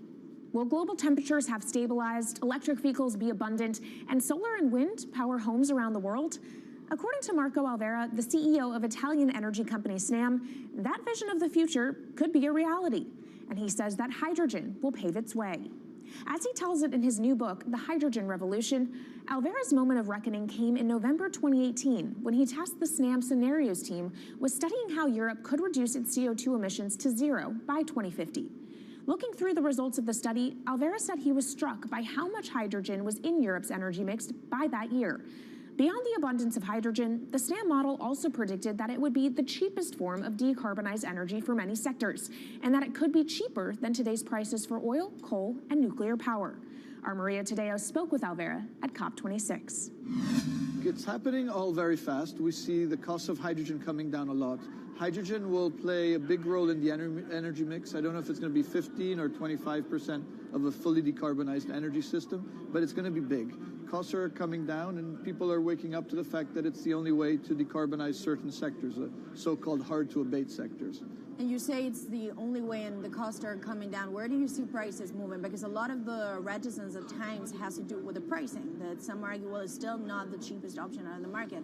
So when I was first working in hydrogen in 2004, it was costing $1,000 per megawatt hour. 2010, $600. Today, $100, and we see it going down to $50 in 5 years' time, and to going down to $25 per megawatt hour in the next 10 years or so, which is a quarter of where it is today. That's really because renewable energy, and we're talking green hydrogen here, renewable energy costs are falling, but the cost of making the electrolyzer, which is the kit that you use to convert solar or wind energy and water into hydrogen, the cost of this kit is falling a lot because it doesn't really exist on an industrial scale. So as we build up capacity, we industrialize it, we standardize it, and we squeeze costs out. That's really the cost trajectory. And for that, of course, you need demand, however, for governments and also institutions to kind of buy into this idea that it is the future and we want to invest and create infrastructure. What are they telling you? When you speak to governments, when you speak to officials, are they keen on this? They're very keen. So the Department of Energy shares our view in the States of getting to below $1 a kilo, which is $25 a megawatt hour. The European Union has a hydrogen strategy, which is very clear, and several member states have the same. Chile wants to export a lot of hydrogen. China's big on hydrogen. Australia is very big on hydrogen. Japan is blending already hydrogen. So I would say the world is now really focused on this because it's the only way to store energy for a long period of time economically is to convert it into either a liquid or a gas. And of course, you talk about the price, but the other big component is the volume. You know, how big can you go? Where do you see that on a time scale? So wherever it's sunny or windy, you can produce very cheap hydrogen eventually. And so compared to oil and gas, which are concentrated in few parts of the world, it's going to be very democratic from that point of view. So every sunny place, every desert, every ocean wind can be turned into hydrogen that we can put on ships, in pipes, and really start trading it around the world. So it's going to happen a lot faster than a lot of people think. So, and when you say a lot faster, what is that in time? As I said, $50, which is essentially oil parity within 5 years. And then, depending on how quickly we ramp it up after that, we could get to $25, which is coal parity before the end of the decade. And in big scale. In big scale, because once you get to coal parity, that's the only way we're going to get China and India to stop burning new coal.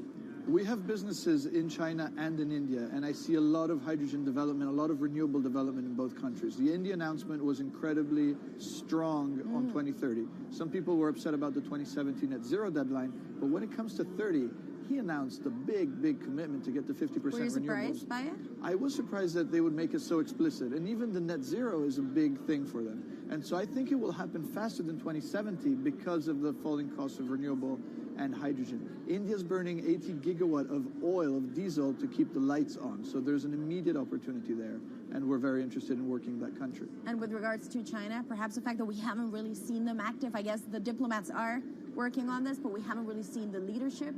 It's going to be technology, it's going to be industry. I think China has committed to a net zero, which is very important. At the G20, China was clearly behind the 1.5 degrees. So I think a lot has been achieved between the G20 and COP, and I think what's really important is to see in the coming years how quick. It's in our hands to make part of this happen in 5 years, or it could otherwise happen in 15, 20 years. It's about building the project. The capital is there. We saw how many trillions of dollars are already committed. What's missing is really the projects, and that's where companies like us step in. Marco Alvera, CEO of SNAM there, speaking with our Maria Tadeo. Let's turn now to the aviation industry. It's a big contributor to global greenhouse gas emissions, and it's under pressure to change that. In October, the International Air Transport Association, a trade body representing airlines, approved a target of achieving net zero emissions by 2050. To achieve that, many airlines in the US and Europe are looking to buy sustainable aviation fuel made from renewable sources like used vegetable oil. Initiatives like these are pushing plane makers to come up with some radical new aircraft that will eventually cater to our growing appetite for travel without hurting the environment. We took a look at how Airbus, the world's #2 aircraft manufacturer, is stepping up to the challenge. How long until we can fly emission-free? Airbus says it's more confident by the day it can be done by its 2035 target. Airbus's CEO spoke about its ambitions for hydrogen-powered planes at the company's summit in France. The physics works. Hydrogen technologies are not new. They are used in other sectors. We use them in space on our rockets, and we don't need the laws of physics to change to be able to use hydrogen on our planes. So every day we become more confident, but we think we need to have a plane, we need to have the right fuels, the hydrogen available in the right quantity at the right place at the right time, and we need the regulations to be ready. So we really need the work and the collaboration of many people around the globe to make it happen on time. But it could be a long wait until green passenger jets go mainstream. Larger aircraft with more than 150 seats are not expected to feature globally until about 2050. That means manufacturers and airlines today are under growing pressure to ramp up short-term innovations to cut their carbon. In the long term, meeting the ambitious plans for so-called green hydrogen means building a giant industry almost from scratch. To make that happen, British airline EasyJet is among those saying governments need to get involved and fast. Aviation's emissions over the last 3 decades leading up to the pandemic grew by about 80% to over 1 gigaton, and that's projected to double by 2050. According to Bloomberg NEF, about half of the airlines with the largest global market share have set net zero targets by that same date, nearly 3 decades away. Coming up, from blue sky projects to the bottom line, we'll speak with our Bloomberg NEF expert Meredith Annex and dig into their models about how hydrogen fits into the future energy mix. This is Bloomberg Green.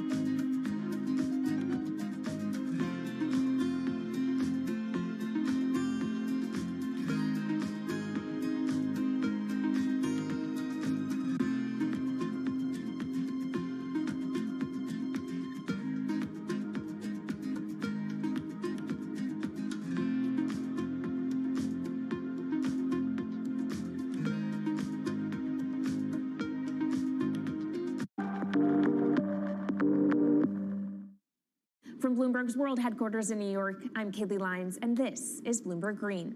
Now let's bring in Meredith Annex, our Bloomberg NEF hydrogen specialist, to talk more about how hydrogen could change the energy landscape. So Meredith, what place do you think hydrogen is likely to have in the future energy mix globally? Hydrogen's this incredible solution for us as we look to decarbonize because it's a perfect solution in areas that are hard to electrify. So where we like to think about hydrogen playing a role, it's in things like heavy industry, especially where you need a feedstock as well as energy source. and in things like dispatchable power, long-haul transport, maybe even shipping and aviation. That sounds great that it can be used for such diverse industries. At the end of the day, though, how much is this going to cost? Well, that's the amazing thing about hydrogen, because depending on how you make it, it can actually see significant cost declines in the future. So when we're talking about clean hydrogen, we usually mean green hydrogen produced from renewable electricity. And in that case, your hydrogen is almost as cheap as the renewables that are used to make it. So if you're in a place with really good renewable resources, you'll be able to have cheaper hydrogen. But even in places with less good resources, we think that hydrogen can be cheaper than $1 per kilogram, which is the price of unabated hydrogen today, and around $8 per million BTUs for those who prefer to think in energy units. And that can be achieved anywhere in the world by 2050, we believe. All right, so let's talk about kind of the pros and cons list. I don't know where cost fits into that, but what are the advantages to hydrogen over other renewables, and then what are the drawbacks? Yeah, main advantage is the fact that hydrogen can serve roles that electrons struggle with. And that's things like seasonal storage, for instance, or just anything where you need storability, where electrons are harder to store, hydrogen is going to be easier. That also leads to a downside, though, because hydrogen is less energy dense than the usual things that we use for storable energy today, like coal or oil or natural gas.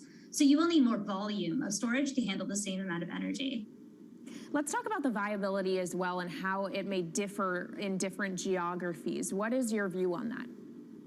Yeah, so for green hydrogen, again, from renewable electricity, really places with the best renewable resources, things like Latin America or the Middle East, even Southern Europe, have really, really good potential for producing hydrogen. And then when you're looking at blue hydrogen, which is produced from natural gas or coal with carbon capture and storage, we do see that becoming more expensive than green hydrogen in the future, especially as renewable electricity costs come down. But that can be a viable option in places like the US Gulf Coast or Russia, where you've got good geological storage for the carbon, as well as ample natural gas that's quite cheap.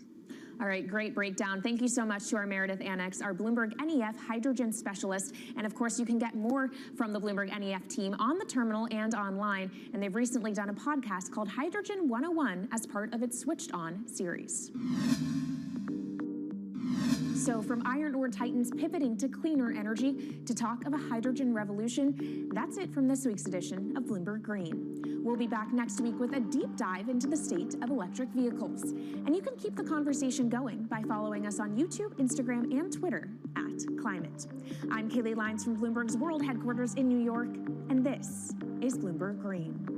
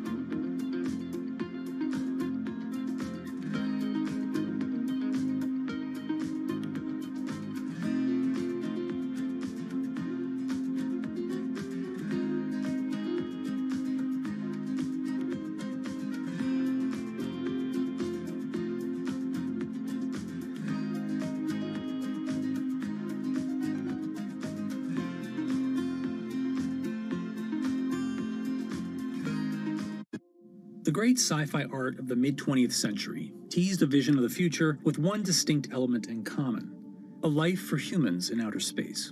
Whether vacationing on an exotic new planet or commuting to the moon for business, space travel seemed like it was just around the corner. Yet here we are, a half-century later, and only about 500 human beings have ever left the bounds of Earth's atmosphere. But thanks to a set of ambitious private companies betting on the promise of space tourism, that long-awaited future could be here sooner than we think.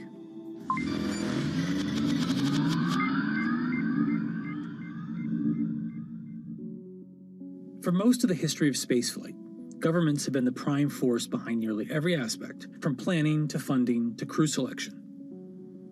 But as early as the 1980s, proposals for commercial space tourism began to emerge, along with innovative solutions for getting people there, such as the wild concept of sticking a 74-person passenger cabin in the cargo bay of a NASA space shuttle.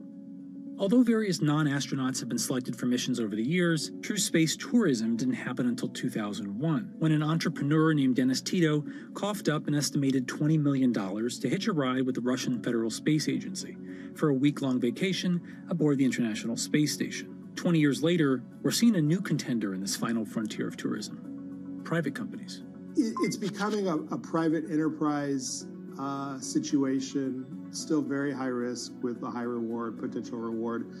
But, government is really out of the business of flying people now, and it's really going to be companies like Elon Musk and Jeff Bezos and Richard Branson that do that heavy lifting. Commercial space tourism is usually about taking the non-astronaut, the private citizen, into an orbital or suborbital flight. So you get a short amount of microgravity experience, and you can float and take some photos. And then you come back. This was something that technology had gotten to a point where the private sector was going to make a business out of this. There are multiple companies that want to get to the place where they fly people into space. The first of these is Blue Origin, founded in 2000 by Jeff Bezos. Using the autonomous rocket system New Shepard, a tribute to the first American in space, Blue Origin plans to launch up to 6 passengers at a time, offering a rarefied treat of 62-mile-high views and a momentary experience of weightlessness. Booking officially kicked off in May 2021, with the very first seat to be auctioned off for charity. Meanwhile, Richard Branson's Virgin Galactic has also been pursuing a viable form of suborbital tourism, aiming for a launch in 2022 once Sir Richard himself has taken a flight. I'm hoping to be able to go to space. I'd love to be able to coincide it with the moon landing and go to space. So I've got the whip on the team, and we'll see how we go. The company claims to have lined up over 600 seat reservations so far, including Justin Bieber and Leonardo DiCaprio. Virgin has projected that the final cost of the ticket will be at least $250,000, or roughly $50,000 for each of the 5 minutes or so of weightlessness that you'll get to experience. Although costly, both companies' offerings aim to make suborbital flight a regular form of adventure travel, eventually driving down costs at scale to expand the customer base beyond the orbit of celebrities and billionaires. The third major contender is Elon Musk's SpaceX, which has set its sights even higher on orbital flights, which are a whole nother level of complexity and energy and danger. When you go suborbital, if you're just going to go up above the von Karman line, which is 100 kilometers or about 62 miles, you only need to get up to maybe 5,000 miles an hour to get up there, and you go basically straight up and then straight back down. You don't have the reentry heating that you would see coming in from an orbital. So when you go orbital, I don't care if you're a baseball or a battleship, you've got to go 17,500 miles per hour, not just 5,000 miles an hour. The energies involved are much greater. By doing that, SpaceX has gone another level up, and that's what they're doing with the Inspiration 4. Visit inspiration4.com for your chance to go to space. Inspiration 4 is the first planned all-civilian mission into orbit, slated to launch in late 2021. The crew will bring their own set of diverse perspectives and backgrounds and experiences to test how a group of different people, namely people who aren't professional astronauts, could fare in space. Until now, astronauts have had to be physically perfect, and this mission is changing that.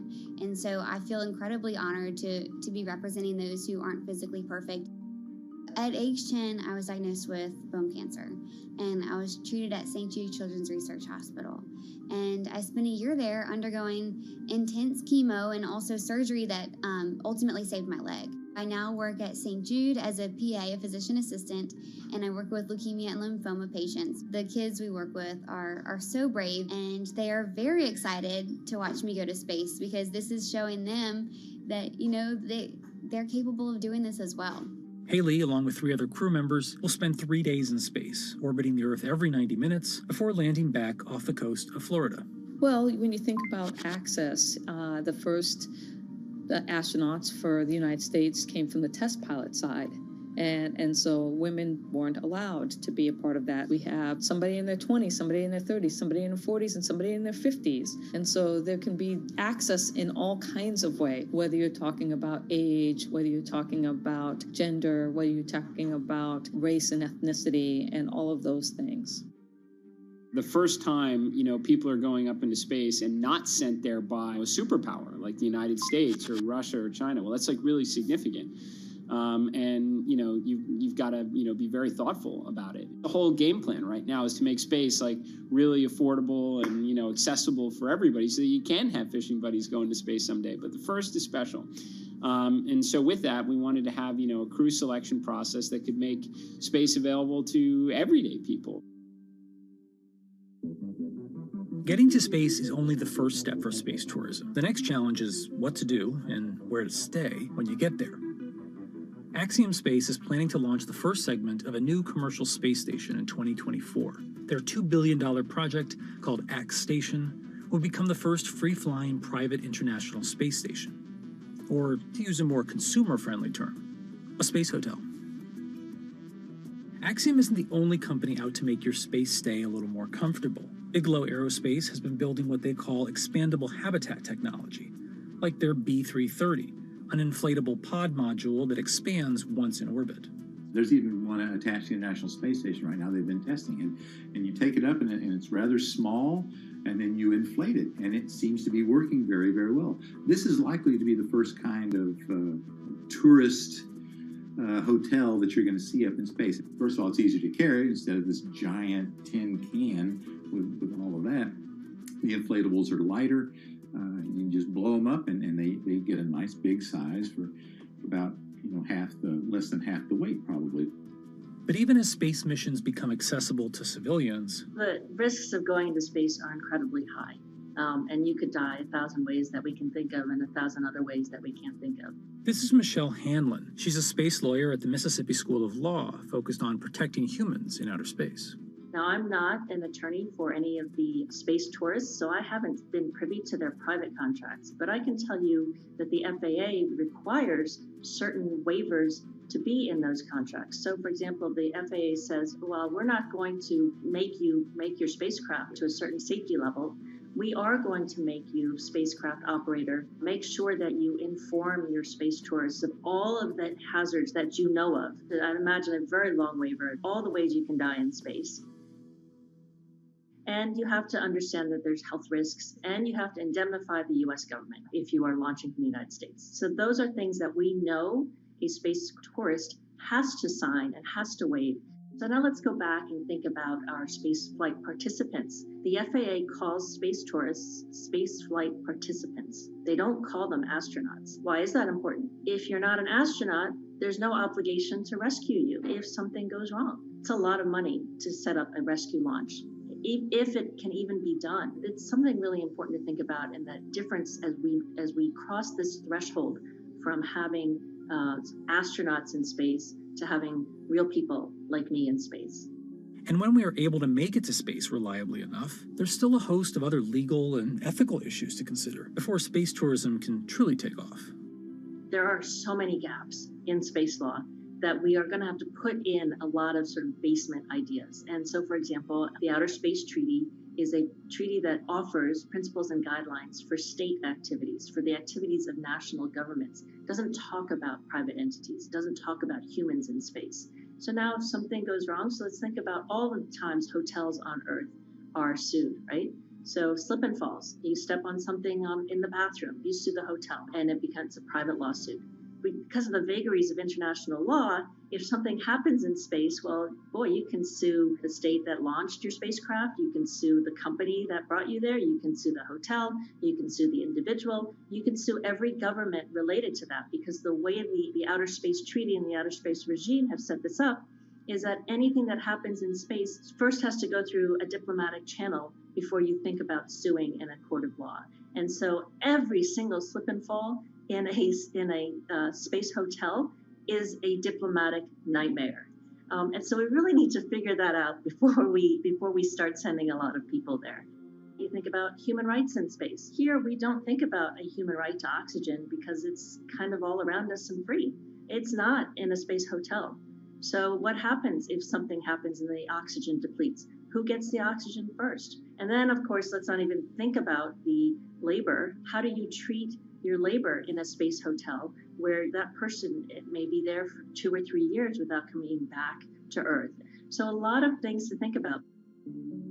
Space habitats are more likely in the near future to focus on research missions and be a home for experiments that can't happen as easily back on Earth. Space hotels, I think they garner a lot of headlines and a lot of news, but at the same time, that's not the first thing that you're going to see happen. They don't offer the compelling business case, I think, that you'll see from a place that wants to manufacture pharmaceuticals or a new type of crystal or some type of filament or fiber optic cables and other things that you can do in microgravity. The things that are actually, a high value finished good, when you get that back to Earth and you sell it for a very, very huge profit margin, that's what's likely to happen in space, as opposed to having a real estate platform that you sell to a tourist. A space hotel is really interesting, and it will probably happen, but it's not likely to be at the forefront of space commerce. Even if space hotels are right around the corner, don't get too excited about booking a trip in one. It's not a cheap ticket to ride to space, and it's going to be, millionaires and billionaires and that sort. But at the same time, the point was made that in the early days of airline trips, that was also a completely unaffordable ticket for most people. Those people who flew were people of means, and over time it becomes affordable to the masses. And I think that's the goal for all the entrepreneurs in space as well, to get those costs down to a point where it's not $10 million or $5 million or $300,000 ride into suborbital space. When it becomes more like buying a first-class ticket to go to Europe from the United States. So that's the goal, and the question is, can we get to that point? Given the immense operating costs of getting to space, it may be years, if ever, until space tourism becomes a profitable venture for any of these companies. Virgin Galactic, the only publicly traded company of the three, has had a particularly rocky year, initially riding on the momentum of a SPAC deal, but more recently beset by launch delays and major funders, including Branson himself, selling large quantities of their stock in the company.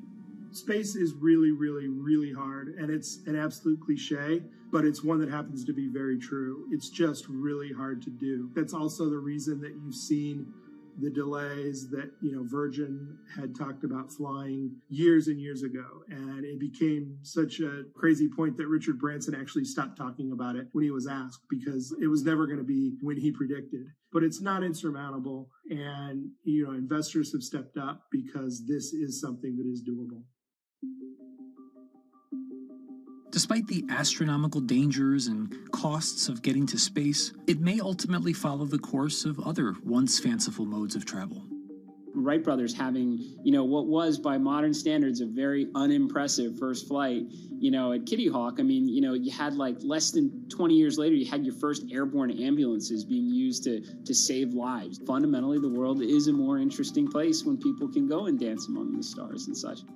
The lure of space is innate. It's in our DNA. It's that exploration bug. We are an exploratory species, and we want to go out there and see what's out there. That vision that I had in 1969 of seeing normal human beings travel into space, it's finally beginning to happen. When you get a bunch of people up there and they can all see it for themselves, that'll create even yet another revolution in how we treat our planet and the way we think about it. So while 2001 came and went without quite looking like Stanley Kubrick's ultimate space fantasy, 2021 might finally be the year we're catching up.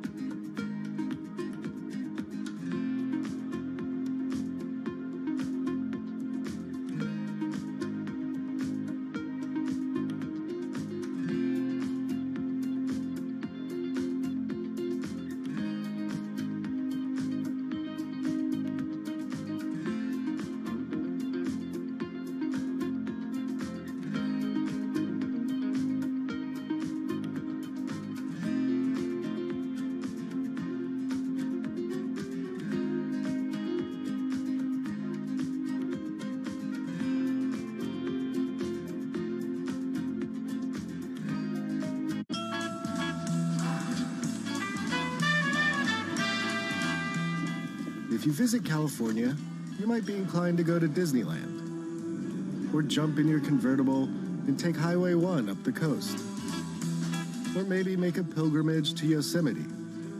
All very fine choices. But if you're the kind of person who revels in our planet's extremes, then it's Route 395 that you're after.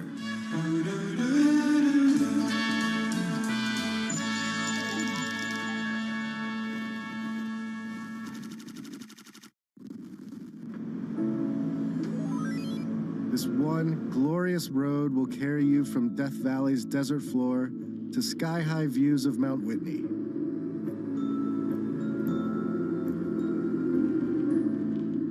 You can see the 5,000-year-old bristlecone pines, the oldest living organisms.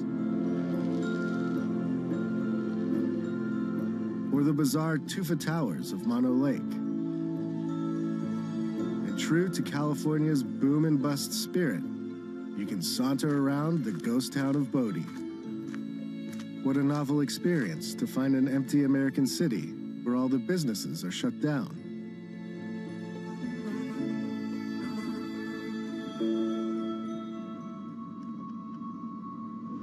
To do 395 upright, it helps to have a guide, and mine is a man named Jan. And his crew, Aaron, Let's tidy up first. and Lemmy, the hardest partying dog of all time. Jan agreed to show me some of what 395 has to offer, but only if we agreed not to disclose any locations.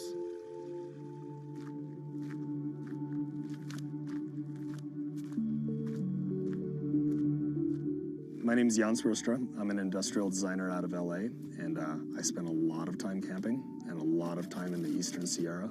It's a place I love, and sometimes I'm known as 395 North because my Instagram account, and I don't like to be known as that, but I'm trying to use it to set a good example and do more with it than just social media. Where did we end up camping? We got here late last night. I wasn't even sure where we are. This is BLM land, right on the outskirts of National Forest, and it's one of my favorite places in the world. Basically, everything outdoors wrapped into one. Yeah. Good thing about California, man. Oh, man. We have so much national forest and public land that you can literally just cruise out and find a place to camp. It's ours. What I wish was mine is Jan's sweet truck. It's a 2019 Ford Ranger. Has about 200 watts of solar in it and a fridge, and has everything that an RV has except for a toilet, but just on a smaller, simple scale. And you drive us around day to day in LA. Yep. And then just roll out when you want. It's my daily driver. Handles great. And then when I'm done with work, I can just bail and go camping. So the camper basically has only what I need. Think of it as backpacking with a car. Yeah. The fridge has a couple compartments. This is just a kitchen box, stove, utensils, and a bunch of stuff. This one has just dry food. Then when you get inside, there's a bed. The bed flips up, so you've got tons of room in here. This awning phenomenal. If you want to pull that over.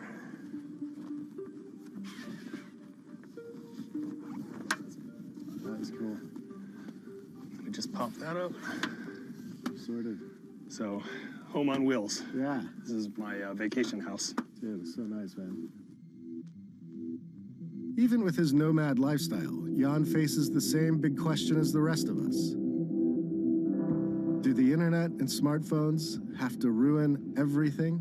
When you find the super special, beautiful spots, is that you busting out a map and like looking where it might be cool to go, or is it word of mouth and just getting to know people, the locals? And if I see a dirt road, I just want to go down it. So a lot of it's just aimless rambling. It's a desire to just see something. Check that out. For some reason, it's more fulfilling than getting a recommendation from somebody. Or there's tons of apps and websites now, road trip apps, camping apps. They've proliferated. The knowledge is accessible on the internet, right? I used to fight the geotags, and I would get really pissed off.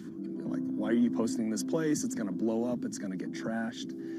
Now I've realized that you can't fight it. The internet has just shrunk the world. So we're not gonna stop it. We're not gonna stop people from going there. So I'm a lot more focused in conversation now with trying to set a good example. When you go, pick up your trash. When you're pooping out in the wilderness, don't leave your toilet paper on the top.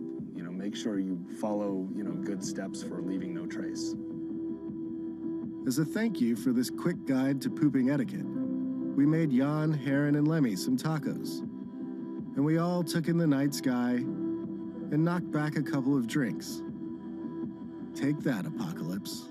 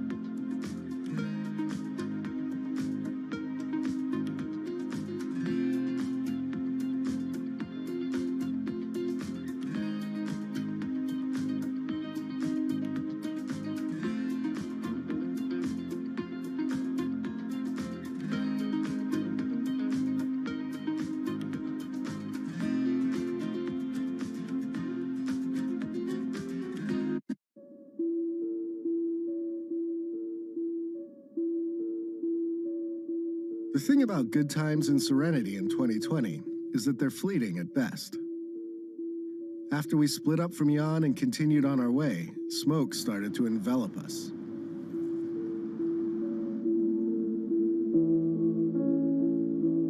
The plus side was that our RV no longer smelled like feet. The downside was breathing. My man David here suggested that we try and outflank the smoke by cutting through Yosemite. Without a reservation, we had to talk our way in. Yes, no stopping, no getting out, and don't go in the valley. Yeah, no problem. We just wanted to get through. It was a beautiful choice. Glad we got out of the smoke. Whoa, okay. But not quite as effective as we had hoped.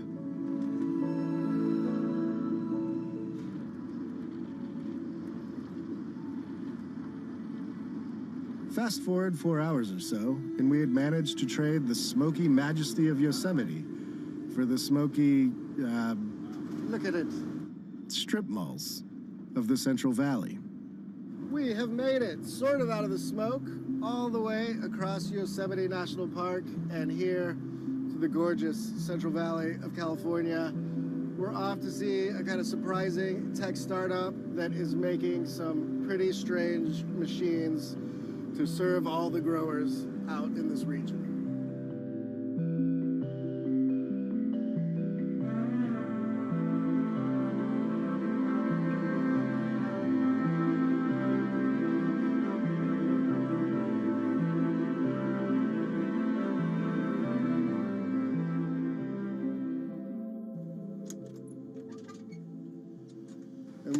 So we're here in this near Fresno. This is California farm country, right?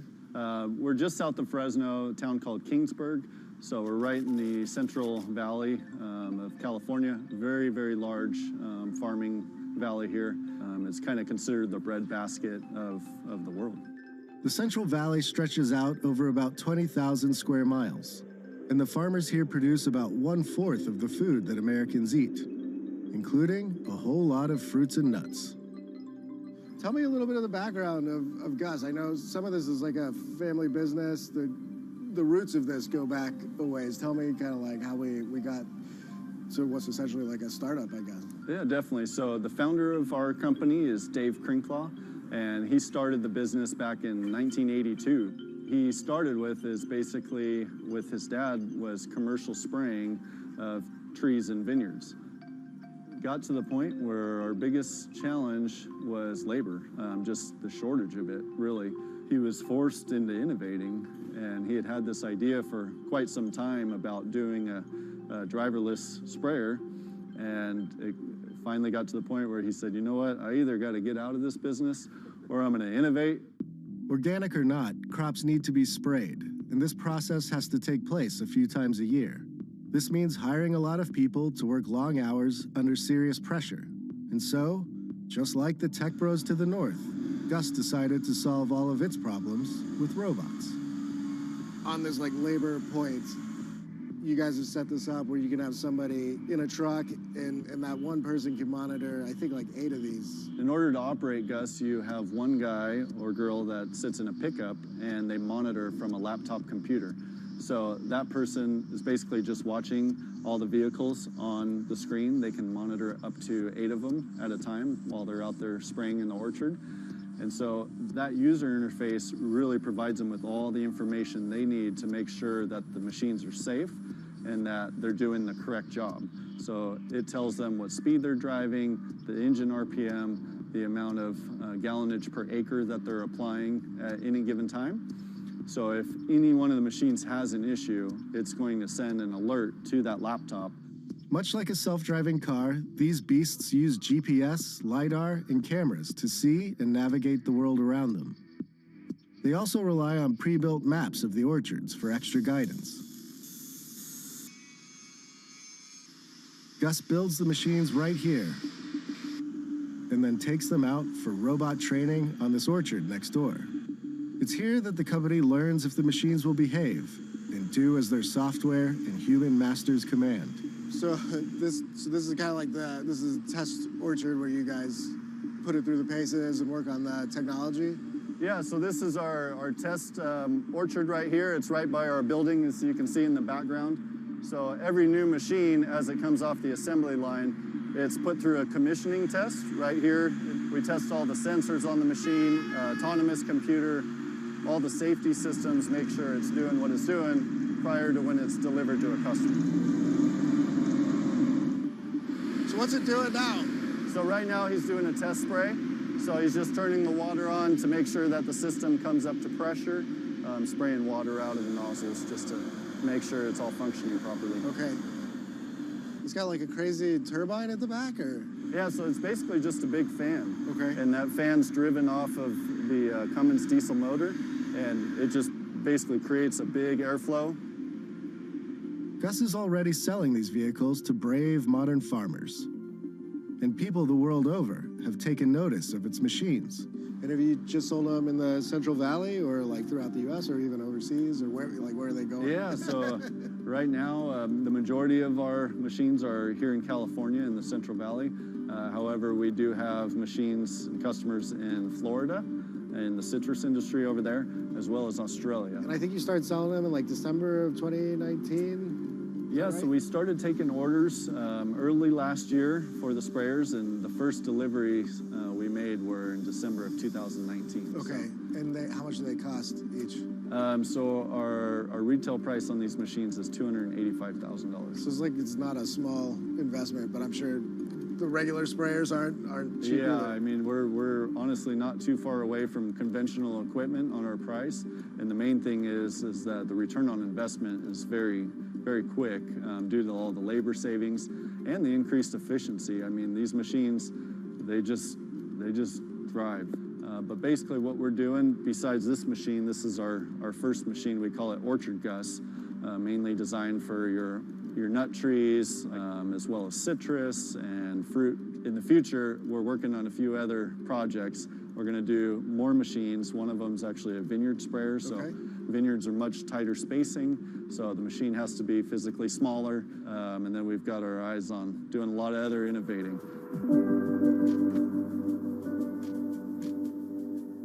That right there, friends, is a Central Valley farmer putting his whole fruit basket on the table. Gary's TED Talk can't be far off. And with that, it was time to get back in the RV and to confront what happens when three men are bested by their own failings and the forces of entropy.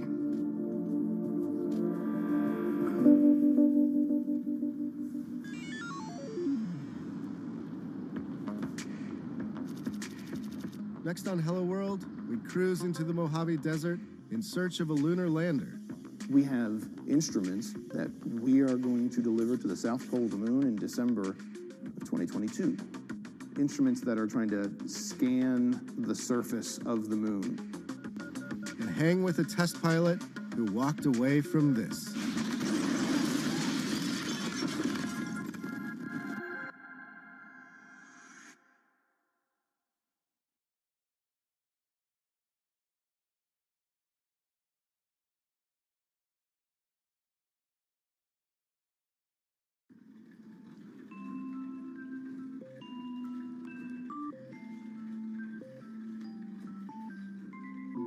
Meet Betty.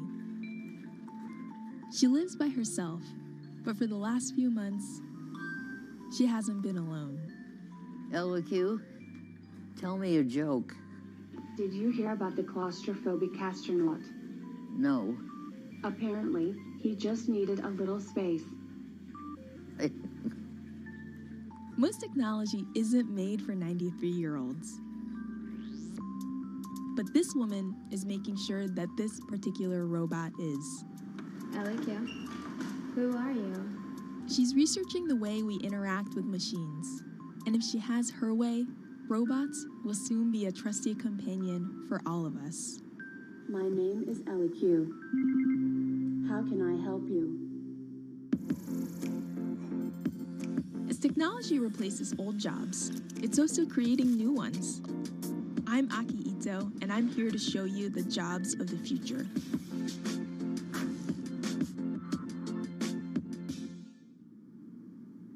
My name is Danielle Ishak, and I am a human-robot interaction researcher.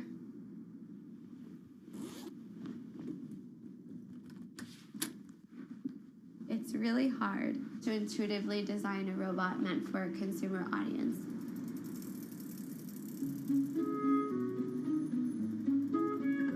You have to make sure that it's a robot that people want, people know how to use, and people value. Danielle works for an Israeli startup called Intuition Robotics. Its U.S. office is here in downtown San Francisco. Hello? Hey Danielle, it's Aki. Come on in. The company is funded by a couple big names like Samsung and Toyota. Full disclosure, Bloomberg's venture capital arm, is an investor too. This is LEQ. Can I take her out for a spin? Please. LEQ, tell me what you can do. I am a proactive social robot designed for older adults. I can connect you to your family and friends, and even play music. These features might remind you of the Amazon Echo, but you'd be missing the point if you compared her to a smart speaker. She's not meant to just be useful. She's meant to be a companion. Why don't you take a break and have a drink? And that's why she has a head that can nod and make other subtle gestures you might expect from a pet. Through our research with older adults, we're finding that almost on a daily basis, we see that somebody tells her that they love her. Really? Or that they like her. Like, or that they miss her. literally, I love you? Mm-hmm. They'll also tell her, I'm depressed, or I'm lonely. They'll open up to her in a way that they might not necessarily open up to a human because they don't feel like they'll be judged. LEQ isn't on sale yet. But a prototype is already in the homes of about a dozen early testers who live in the Bay Area.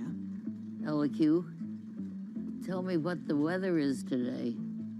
Danielle's job is to figure out what's working and what's not. Sorry, please rephrase your request. And she does that by visiting each of her testers twice a month. How important are these visits to your job? They're critical. We're building a product for people who we are not. I'm not a senior, and how could you know how to design for somebody if you don't do research? Because otherwise, you would just be designing in the dark. Jobs like Danielle's are just starting to emerge. Until recently, robots were mostly in factories, separated from humans. But now, they're finally getting cheap enough, small enough, and smart enough to be in our homes. This has created a whole new challenge of designing robots that people will actually want to interact with. And that's where Danielle comes in. Her research has helped shape every little facet of LEQ, from the way LEQ moves to the way she talks. It's a very special job, and it can be really hard, and it can be really frustrating, but at the end of the day, it's incredibly rewarding. And I think the most rewarding part about it is when I see the joy on the users' faces, like that they saw their feedback turned into something real.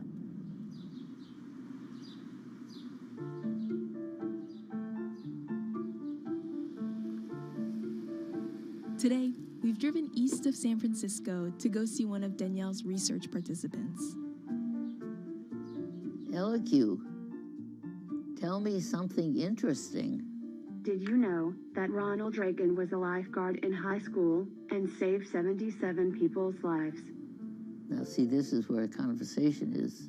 She should open up and I should say, no, I did not know that. I expect her to be able to continue a conversation for at least a couple of comments. Yeah. And why is that? Why? Yeah. Because that's companionship.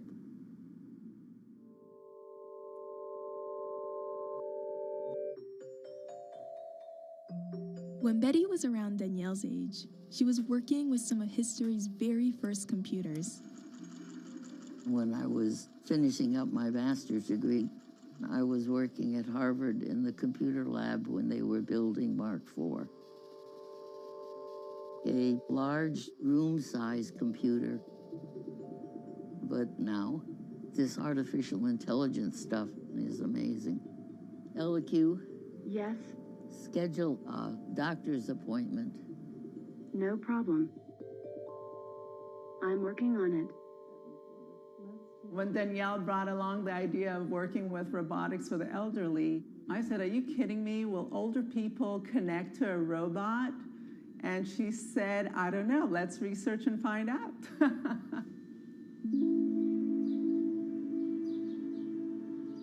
Danielle grew up here in this suburb of Atlanta. Her parents spent much of their childhoods in Israel and met in the US. We as immigrants, we understood that we might need to work a little harder. In fact, I feel that rather than taken away from Danielle. It gave her so much more because she understood the fact that you need to run after your dreams and work really hard no matter what the challenges are. School didn't come easily for Danielle. I have dyslexia, and that very much affected my self-esteem academically. The principal of the school did not recommend her to take advanced classes.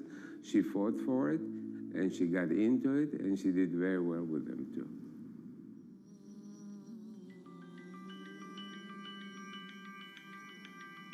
Danielle's first job out of grad school was at X, the secretive research facility founded by Google. It's known for dreaming up all kinds of wacky, far-flung ideas. Can you tell us about the moonshots you worked on? No, I can't tell you too much about the projects that I worked on. I can say that I was working on robotics. She loved the job, but wanted to work on something that would reach real consumers sooner. So she left X after a year and joined Intuition Robotics.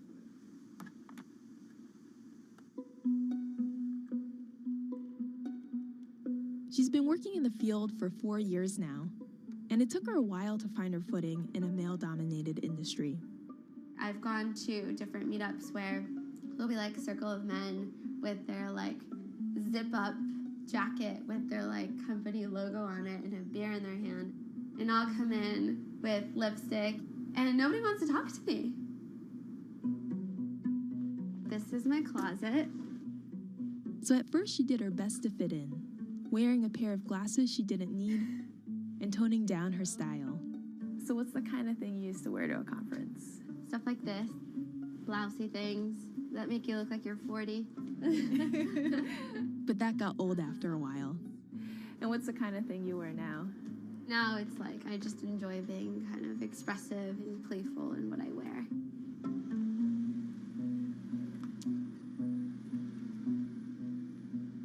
Before we wrap up for the day, Danielle has one more LEQ tester to visit.